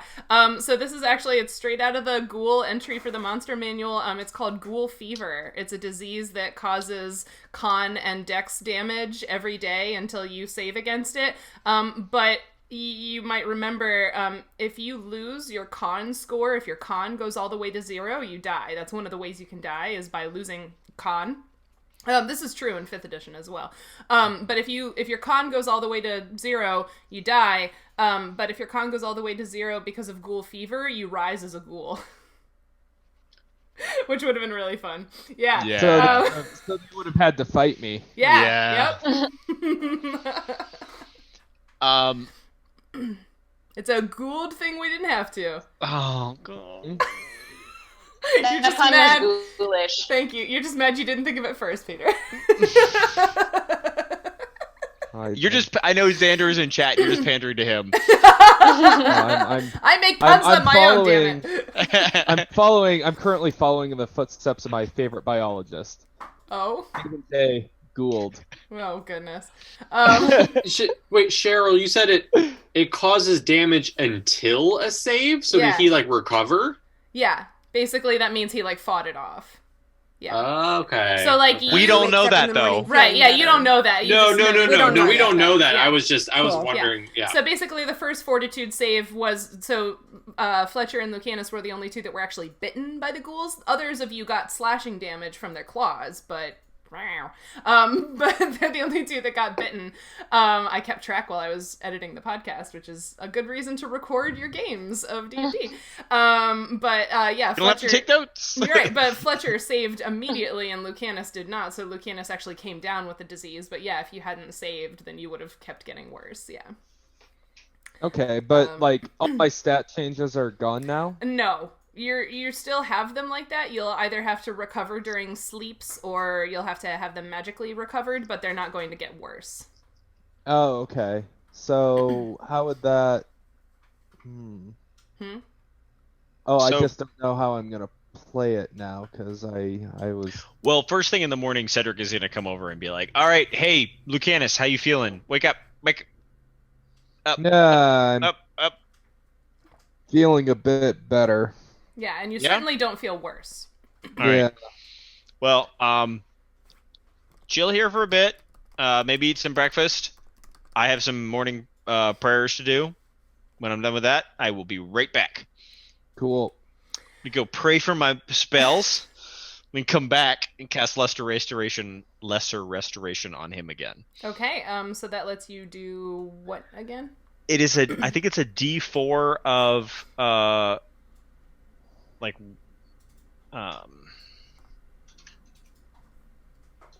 Is it HP or an ability? no, I can It's an ability. Yeah, 1d4 of temporary ability score damage. Mm-hmm. Oh. So yeah, you get to choose either his dex or his con, and then fix it. Yeah. Fix it. Okay, I think I want to fix his con all the way, even though I know he's only got like a -1. Yeah. -1 in that one. To me, that seems the most important. I mean, yeah. Oh wait, it should be a D4. That's Wow. a 4. Okay. So the con is gone. Cool. So yeah, I will fix that for your character sheets and stuff. But yeah, so your constitution feels way better, which is good. I don't know why that didn't change things. Oh yeah, it did. Never mind. Okay. So yeah, you feel good. And that seems like a great place for us to stop for now, because it is the time of stopping the game. Thanks everybody for a super fun roleplay and storytelling heavy game. I guess I wanted to end by giving Nikki a little time to talk about what she does and her podcast, because I don't know if you want to join us again. It feels like we might be sort of tapering down to the end of their time in this village. They didn't seem like they had much more they wanted to do. But yeah, could you tell us a little bit more about what Beholder to No One is and why it's a thing that you do? And why do you play D&D? So Beholder to No One was created because I am slightly obsessed with Dungeons and Dragons. A little bit. I play maybe like 5 times a week right now, which is a little too much. But I started it on my birthday last year, so it's been going on for about 9 months now. And it started as just a discussion. It was supposed to be me and my friends talking about random things that we were talking about at the table. So like you guys talk about science, we're like, well, what if this mechanic was like this? And we'd start going off on tangents about D&D things. And we've talked about things like inclusivity at the table, or in your game specifically. We've talked about world building, we've talked about building unique characters, and just when I invite guests now, Greg and I will talk about whatever the person wants to talk about. And we started to branch out into TTRPG as well, because I love other games more than just D&D. And we brought on like indie TTRPGs that were releasing Kickstarters to talk about their games and what their logic was for the systems that they created and why they didn't go with a D20 based system. And then we kind of branched off further, and now we have 2 additional shows, all still under the same umbrella of Beholder to No One. We do Beholder to One Shots, which are non-D&D based tabletop games, and we do a one shot to play them. And we've played some hilarious games already that are free or Kickstarter based, or like a 1-page RPG. And then we started our 5th edition actual play, which is a horror-based system, to kind of also give us a little our love for the D&D system too. And that's with me and my husband, and then Greg and his wife, who's my best friend, and then our friend Brian is the DM for that. And his mind is insane when it comes to some of the horror stuff that he comes up with. I wish I could share print screens of our faces when he's going into descriptions, because we're like, what is that? Oh, that's disgusting. But it's fantastic. Like, I got to the point where you had to have trigger warnings because of gore and disturbing content potentially. I love it. I haven't started listening to Beholder to Clear Light yet, but I'm so excited for it. Yeah, Behold Clear Light is the name of that one. And then I became so obsessed that I'm also in the process of starting a potential additional sci-fi podcast with some different people, a very diverse group, and we don't know any details about that, but I'm very excited for it. Amazing. And should we tease the other thing? I guess we could. Yeah. So if you like Nikki, she's gonna be in a one-shot that I'll be running that will be published only as a YouTube video and podcast on Nature Check. So we're not doing a live stream. But in December, we're going to be releasing a special one-shot. And if you like me and her playing together, there will also be a special one-shot on her podcast that I will be in December, because our little podcast friend group is doing a thing. Pod Squad is doing a thing. So stay tuned in December for a whole bunch of one-shots with people that you like playing together. I may have signed up for 7 games. Oh my god. And in how many of them, I have to bring this up again, in how many of them are you a monk? Because I've just noticed that Nikki really likes to punch things, because she's been a monk type character in a lot of games. I only made 2 characters so far. Neither of them are monks. Oh. Nice. One was a brainy, overweight, scaredy cat, literally. She was so sweet. I loved her, though. And then I'm gonna try a dragon shaman for the one that you're doing. Because I was like, that sounds fun. Why not? Yeah, and I was inspired to play a monk in one of the games because of Nikki. Yeah. So I do play a monk on Fridays, and I get in so much trouble, and it's amazing. I punched some birds. It was great. Yeah, so you'll have to stay tuned for all of those. They'll be coming out in December. They're going to be a lot of fun. But yeah, thank you so much again. Round of applause to Nikki for being our first mouse folk character, or first Murium. Tulip was really fun, and I liked her a lot. Yeah, this was so much fun. Yeah, I was glad to have you on the show.